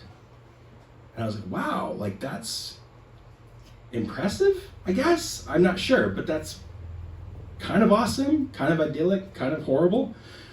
But I was that's cool, man. And he's yeah, I mean, I was trying to get on my feet and whatever, and I really want to be next to my kid. And I was okay, cool. And then he's but have you seen an alien? And I'm I don't know, really. And then I was wait, is he talking about an illegal alien? Is he talking about somebody that crossed the border, this doesn't have their papers or something? It doesn't seem like that would be true. And he's oh man, they're so easy to pick out. And I was okay. And I was well, I didn't really want to engage, but also I was I could feel that karma hitting me. I'm fuck, I'm getting a taste of my own medicine. And so then the guy is oh man, it's so easy to pick out. He's and then he said, what's that sport where the people, they twist their bodies in ways that no human could possibly do it? And I was okay, so he's not talking about illegal aliens. He's talking about space aliens. And I was like, I don't really know. Like, there's a sport? And he's like, yeah, like they take their bodies and they twist them like this and they do this and they jump around. And I was like, gymnastics? And he's like, no, that's not gymnastics. And he's like, it's so obvious. When you see these people, you know they cannot be human. And he's like, oh, they're like on a building over here and they jump over to a building over here and then they do this and they run around and they flip around. And I'm like, I have no idea what's going on. I'm like, please just get me to work. I don't know what's happening. And I could feel the tension and the pressure of all those people that I helped out before, those Lyft drivers that I helped out before. It didn't feel good. So I was like, I don't like this. I just want this to be over. But he kept pressing me and he's like, what's that sport called? Like they're on a rooftop and they jump on a boulder and they jump off and they flip. And then I was like, oh shit, this guy's talking about parkour. And so I was like, are you talking about parkour? And he's like, yes, that's it. He's like, that's it. Those motherfucking space aliens are obsessed with parkour. And I was like, I believe it. I mean, that shit is fucking crazy, right? And he's like, yeah, it's fucking crazy. And then I got to my work and the ride was over, thankfully. But it kind of terrified me, but I was also just like, I mean, karma's, they say karma's a bitch, but I was also like, it was misdirected karma. I mean, again, I'm just trying to make people happier when I lied to them. So the last time I ever did this, that I can recall, was right after the pandemic.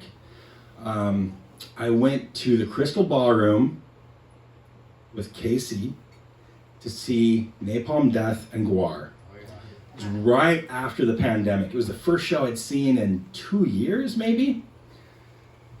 Both bands very important to me.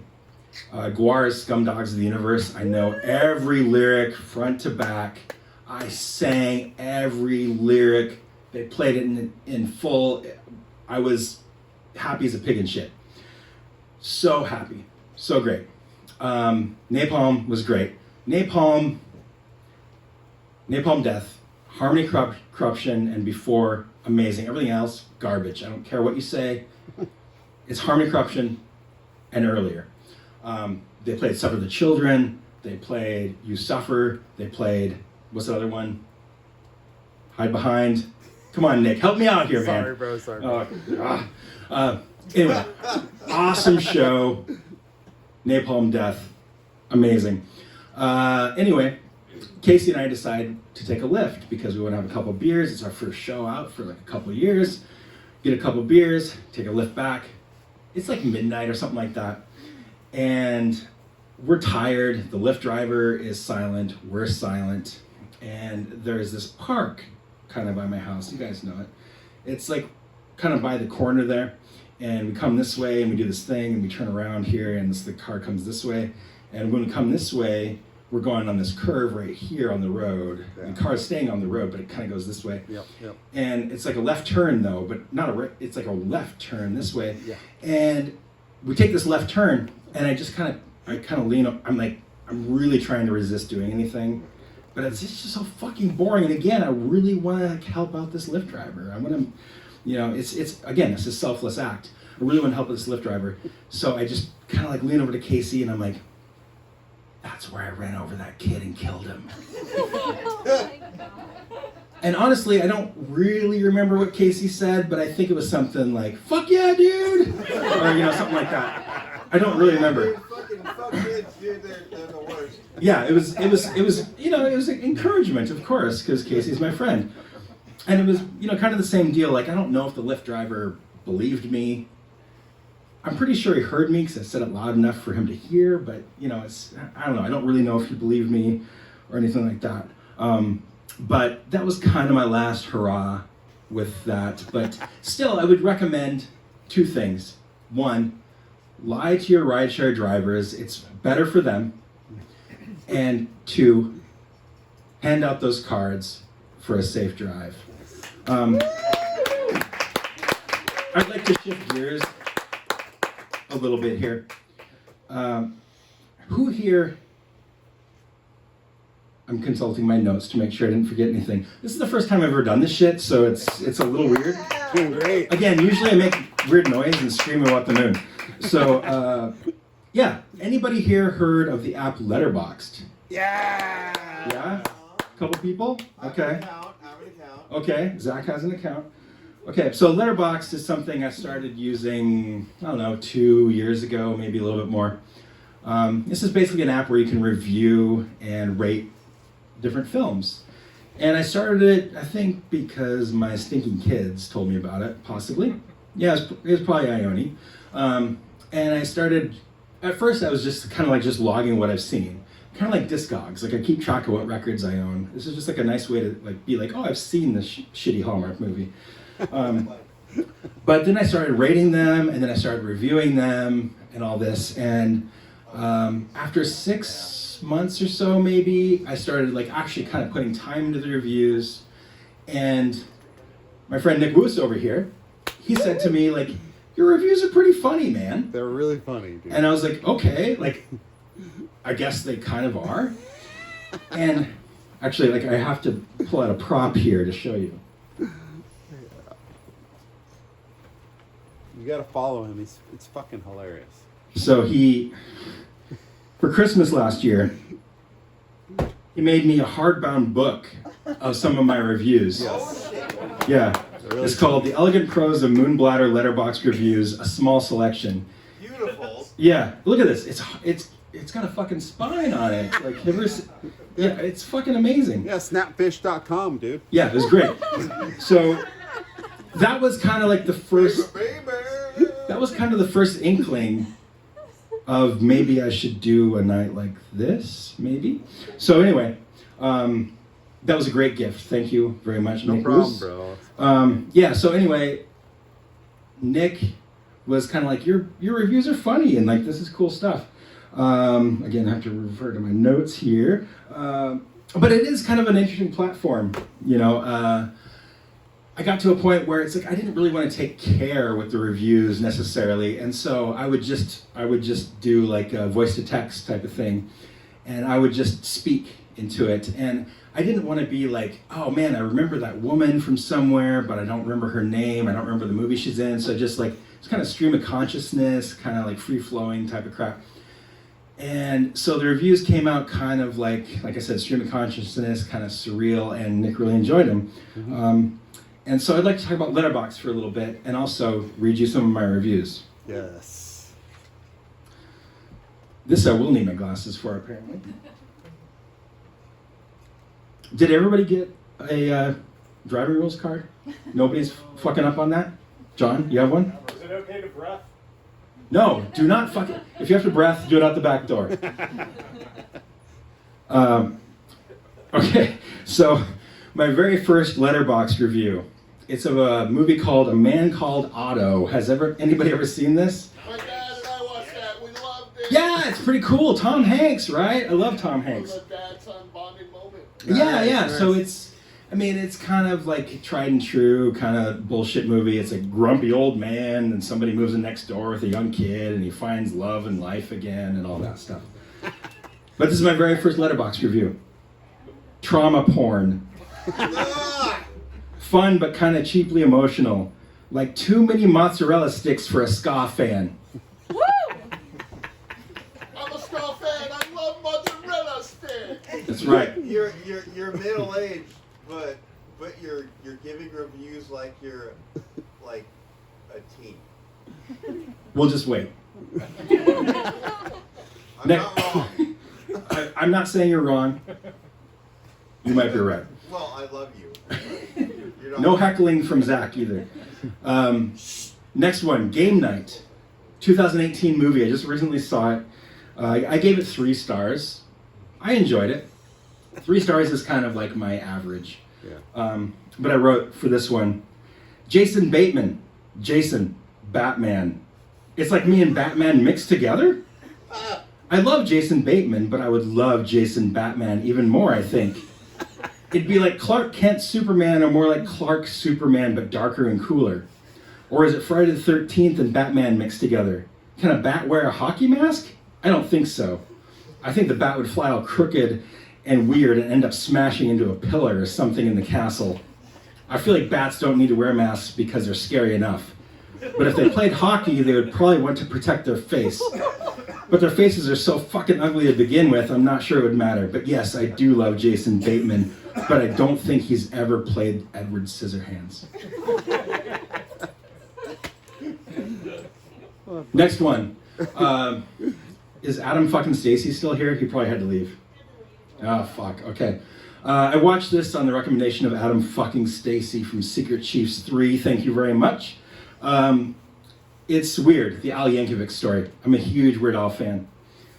I gave this 4 stars. 2022 movie. Anybody seen this? Yeah, you like it? Yeah. It's pretty great. Harry Potter. No. No. Oh yeah, okay, yeah. Okay, I got you now. Weird Al is a genius.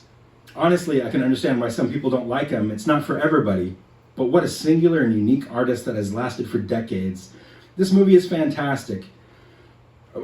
This movie is a fantastic fake account of the story of his life. I absolutely love it that it's not true. I love the depiction of Dr. Demento and Al's parents. I laughed, I cried, I threw up. Madonna had some belly button action going on, but I still really love this movie.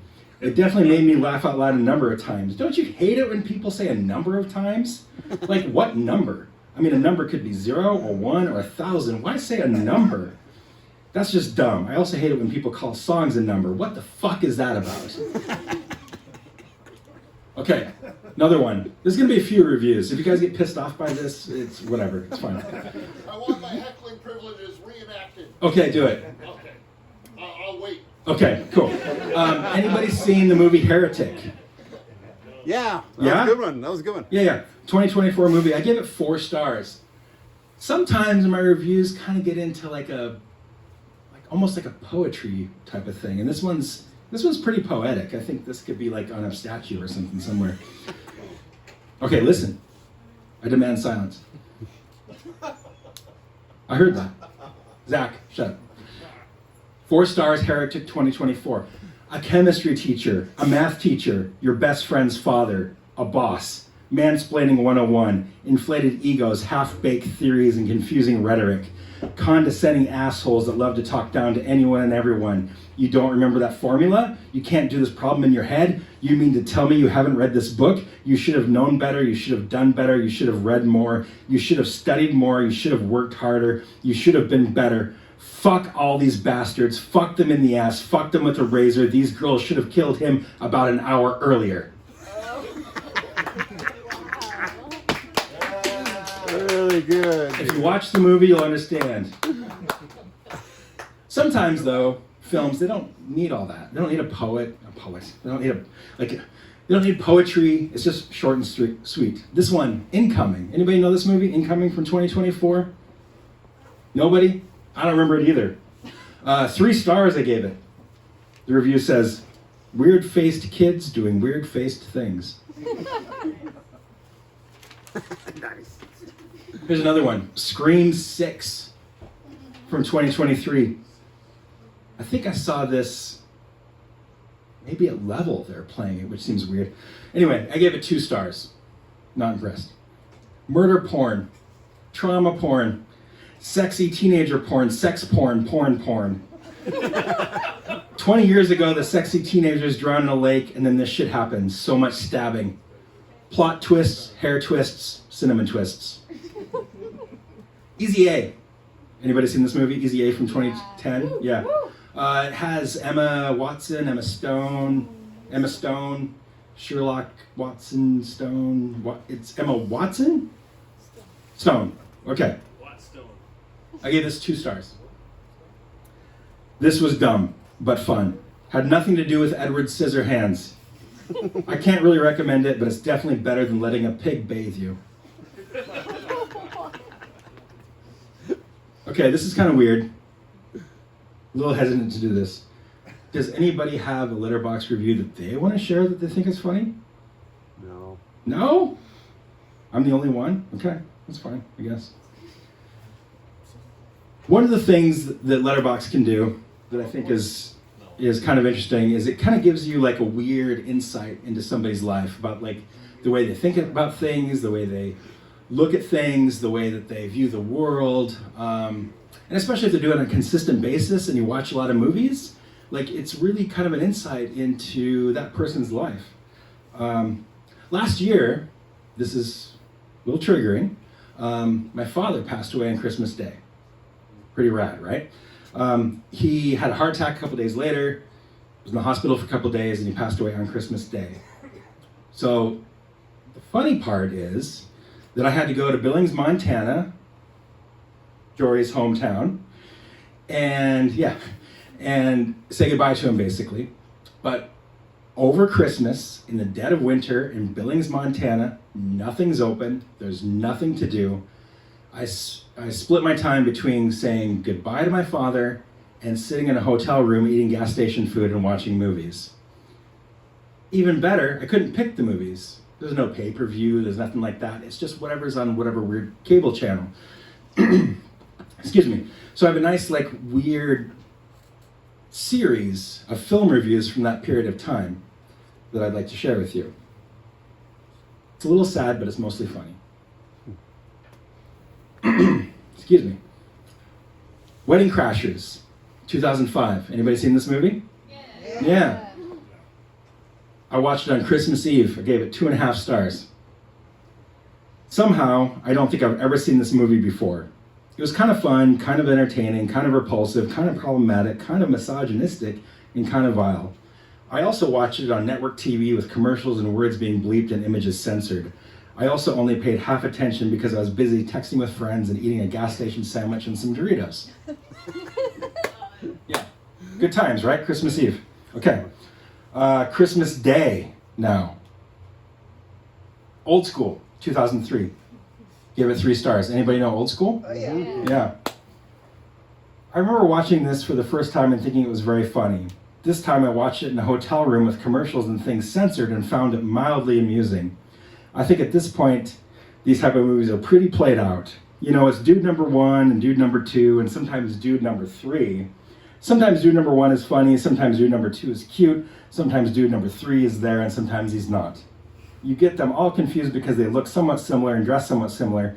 There's usually cute girl number 1 and cute girl number 2, but rarely cute girl number 3. There was flirting, beer, something moving fast, some kind of conflict, and some kind of life lesson. Yawn and also yay, I guess. Moved on to Bring It On. This is a classic. Yeah, right? It's like the story of girls moving around, I think, is basically that. Pretty much. Yeah, I mean, yeah, 2000, it's from 2000. Watch it on Christmas Day, 2 stars. Watched the last half of this in a hotel room right after spending the last moments with my dad before he passed away. So I was pretty distracted. Worst part of this movie is all the belly buttons. I mean, come on, disgusting. No one wants to see that. Clueless, 1995 film. Yeah. Yeah, thanks Billings, Montana for all this joy. 4 stars, 4 stars. 2 stars. Come on. You ready for this? Just had time to watch the first half of this before I had to go to the hospital and tell them what to do with my dad's body. Merry Christmas. Merry Christmas! Another movie with a lot of freaking belly buttons. Disgusting. It's worth it for Alicia Silverstone alone, though.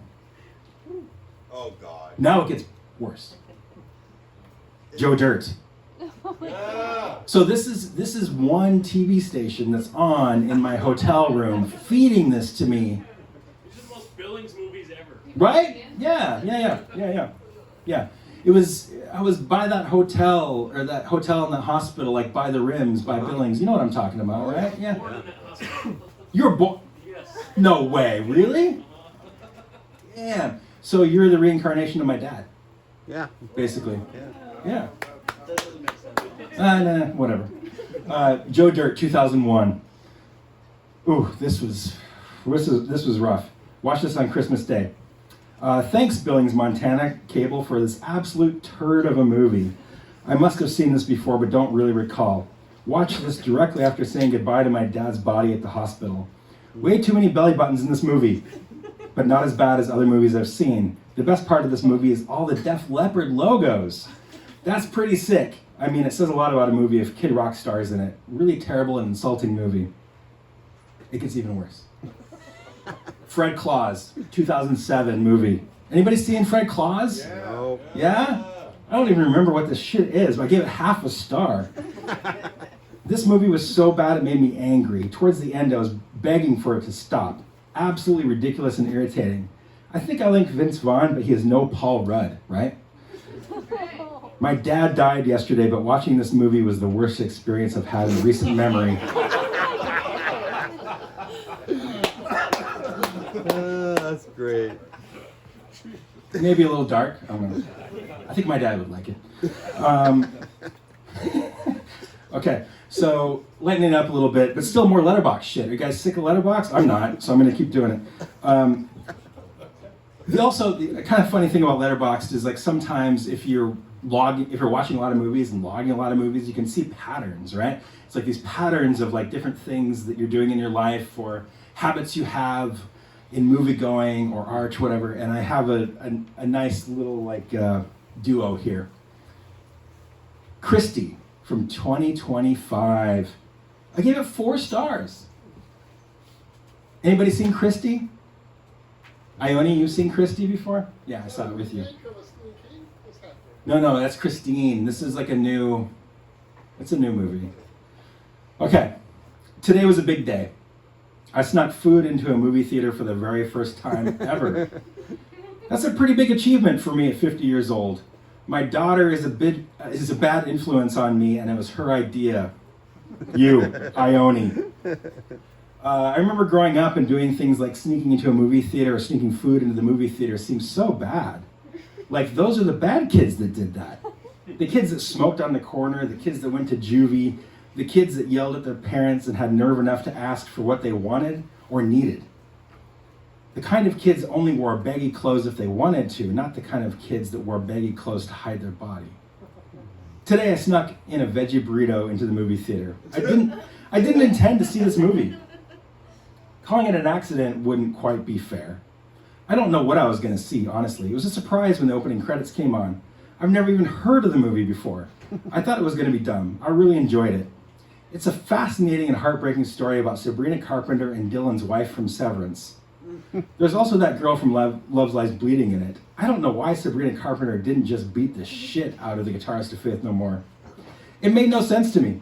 And he doesn't sell pumpkins anymore. He teaches at the boxing rink. I think this movie got a lot of facts wrong. I was so surprised when everything happened. I was also so surprised I ate the entire burrito.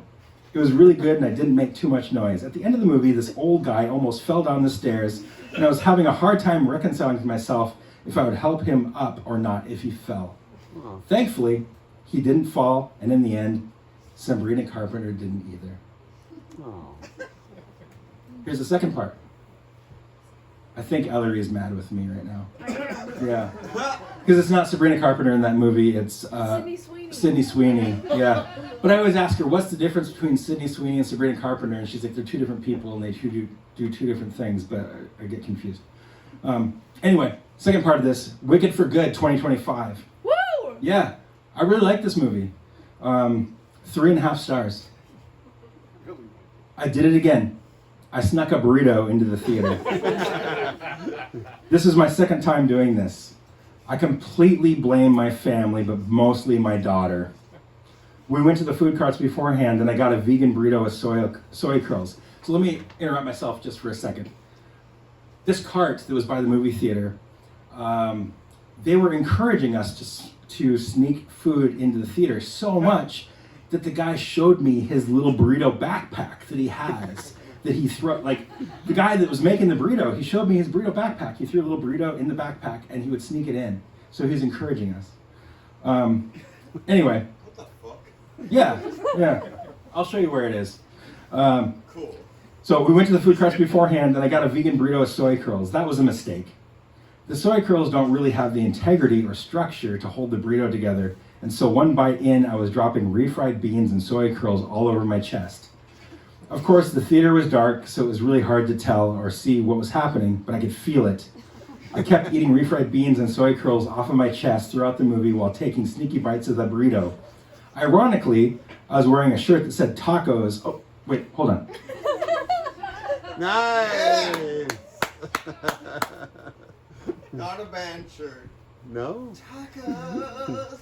Yeah, so my shirt said tacos on it in huge letters on the back, and yet I was eating a burrito. That's fucking irony. I finished the entire burrito, but kept picking off stray pieces of soy curls and refried beans off of my chest. When I got out of the movie, it had basically looked like I've thrown up on myself during the film. I had to explain to my family and friend what had happened because I looked like a train wreck. Good movie. Just a few more. Pride and Prejudice, 2005, 1 star. I don't like period pieces. I don't really know why. There's something about them that just really bugs me. Some I can get through and enjoy to a degree. It's just the whole style and the speech patterns and the way they interact that just really irritates me for some reason. There's nothing wrong with this movie per se. The acting is great. I think it's a great storyline, probably. It's just the way it's presented to me. It just instantly turns me off. I just absolutely hated this movie. I thought it was completely dreadful and boring. But I don't think it has anything to do with the plot or the writing or the film itself. It's just the packaging. Like if you were proposing to a girl and you gave her a diamond ring, but wrapped it in a lot of ground beef. The inside, the core of it might be outstanding, but the presentation is shit. If you feel the same way, avoid this movie. Pumpkin everything. Woo! Yeah, this one. This is, man, holiday classic, 1.5 stars. 2022 movie. I watched it on September 18th. Remember that. This is a real wet beaver of a movie. Cold and pointless as spaghetti festering on a rock. The name says everything. Literally says everything. Pumpkin everything. What a tepid, flaccid, annoying movie. This town is obsessed with the fall season. Insanity. The father is a big fucking crotchety asshole. There's no one on earth that likes pumpkins this much, and if they do, I don't want to meet them. Pumpkins are disgusting. Pumpkin flavoring is disgusting. I love fall, but not like this. These fuckers are even stapling leaves to their ceilings for decoration. This is absolute tripe. I highly recommend it. What favorite movie is a 5-star movie, man? A 5-star movie? Yeah. Melancholia. Okay. Yeah, always run true. Is that next? Give Nope. us a 5-star. No. You get a 1-star movie. It's called A Furry Little Christmas from 2021. Okay. False advertising. None of these people were furries. Not one of them. What is up with all these Hallmark movies that are obsessed with seasons? This is a really annoying story about a veterinarian father and her veterinarian daughter. Of course, the daughter lives in New York or some fucking city and goes home to her small town to visit her dad, and she meets a guy, and it's a season. It's winter, it's Christmas. Oh my God, it's a season of some sort, and everyone is obsessed with this particular season. She delivers a cow, she drinks coffee, there is snow outside. Hot damn, can you believe it? There is an annoying kid in this too, and not one mention of Edward fucking Scissorhands, although you can tell the father is thinking about him. Fuck that guy. Avatar. The Way of Water, 2022 in 3D. Anybody ever seen a 3D movie? Yeah. This shit's fucking weird, right? Yeah. I gave this 3 stars. I remember one day, back when I was a little kid, I was probably in 3rd or 4th grade. My friend who lived across the street had a small black and white TV. They played Creature from the Black Lagoon in 3D one night, and my friend and I were super excited. I had to go to the grocery store to get the 3D glasses for the special event. It was a super rare occasion. We got soda and snacks and made a sleepover out of it. We watched Creature from the Black Lagoon on this shitty little black and white TV. Honestly, I guess it probably wasn't black and white, but my memory makes me think it was. But anyway, it was this shitty little color TV, and they played this shitty movie in shitty 3D, and it was shitty. We were super disappointed. The 3D looked like shit. Last night, my family took me to see this movie in 3D. Things have changed a lot. I was skeptical of the 3D, thinking it would take me out of it and be too in my face. Honestly, it was really subtle, and at times it was hard to even tell. I was pretty impressed. The movie definitely isn't my favorite, but it was a fun experience. Nothing like that shitty little TV from my childhood. About a week later, I tried to burn down my friend's garage. True story. Lisa Frankenstein. Woo. Anybody seen this one? 2024, I gave it 3 stars. I watched this on October 11th of this year, so remember that. I'm pretty sure I've seen this film before. It's the story of Chapel Roan falling in love with a dead Jughead. Chapel Roan. Chapel Roan. Is that supposed to be like chaperone? Anyway, the title Lisa Frankenstein. I've asked a few people about this, and they say it has nothing to do with Lisa Frank, which I find confusing and unbelievable. And disappointing. Right? Yeah. Didn't Lisa Frank invent Curious George or like some toys or something? I'm really confused by the whole thing. I'm pretty sure that Lisa Frank is a thing, and to have the movie called Lisa Frankenstein but have nothing to do with Lisa Frank is hard for me to believe. Anyway, there's a scene in here where Jughead cuts off the entire dick and balls of someone with a knife. The most unbelievable part is that the dick and balls flew through the air still intact. How would that be possible? It's more likely that you could cut off the dick in one fell swoop, but the dick and balls flying through the air seems impossible. Did Lisa Frank invent Curious George? Could Jughead cut off someone's dick and balls and make it fly through the air? Is Chapel Roan a play on chaperone? This movie is so confusing. We have a deep window into your brain right now, and it's frightening me. Deep window into your brain. No, I've heard of it. Okay, I'm almost done. That's why I haven't Bear with me. The Life List. Anybody seen this? 2025, I gave it 2 stars. Watch this September 5th. Anybody know this one? Nope. Yeah? Oni, you know it? Yeah.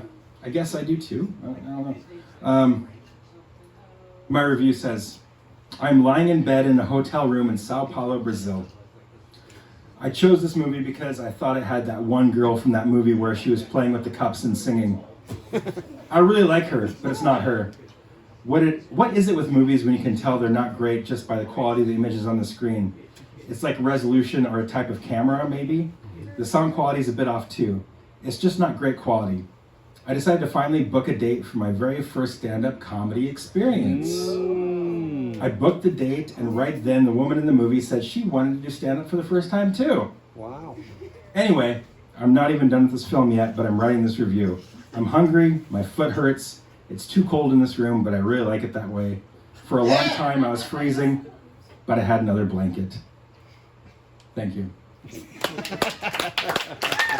Follow me on Letterboxd. My Letterboxd account is Moonbladder, capital M, capital B. Again, thanks everybody for joining us for this weird-ass night, and it was a lot of fun. Thank you so much.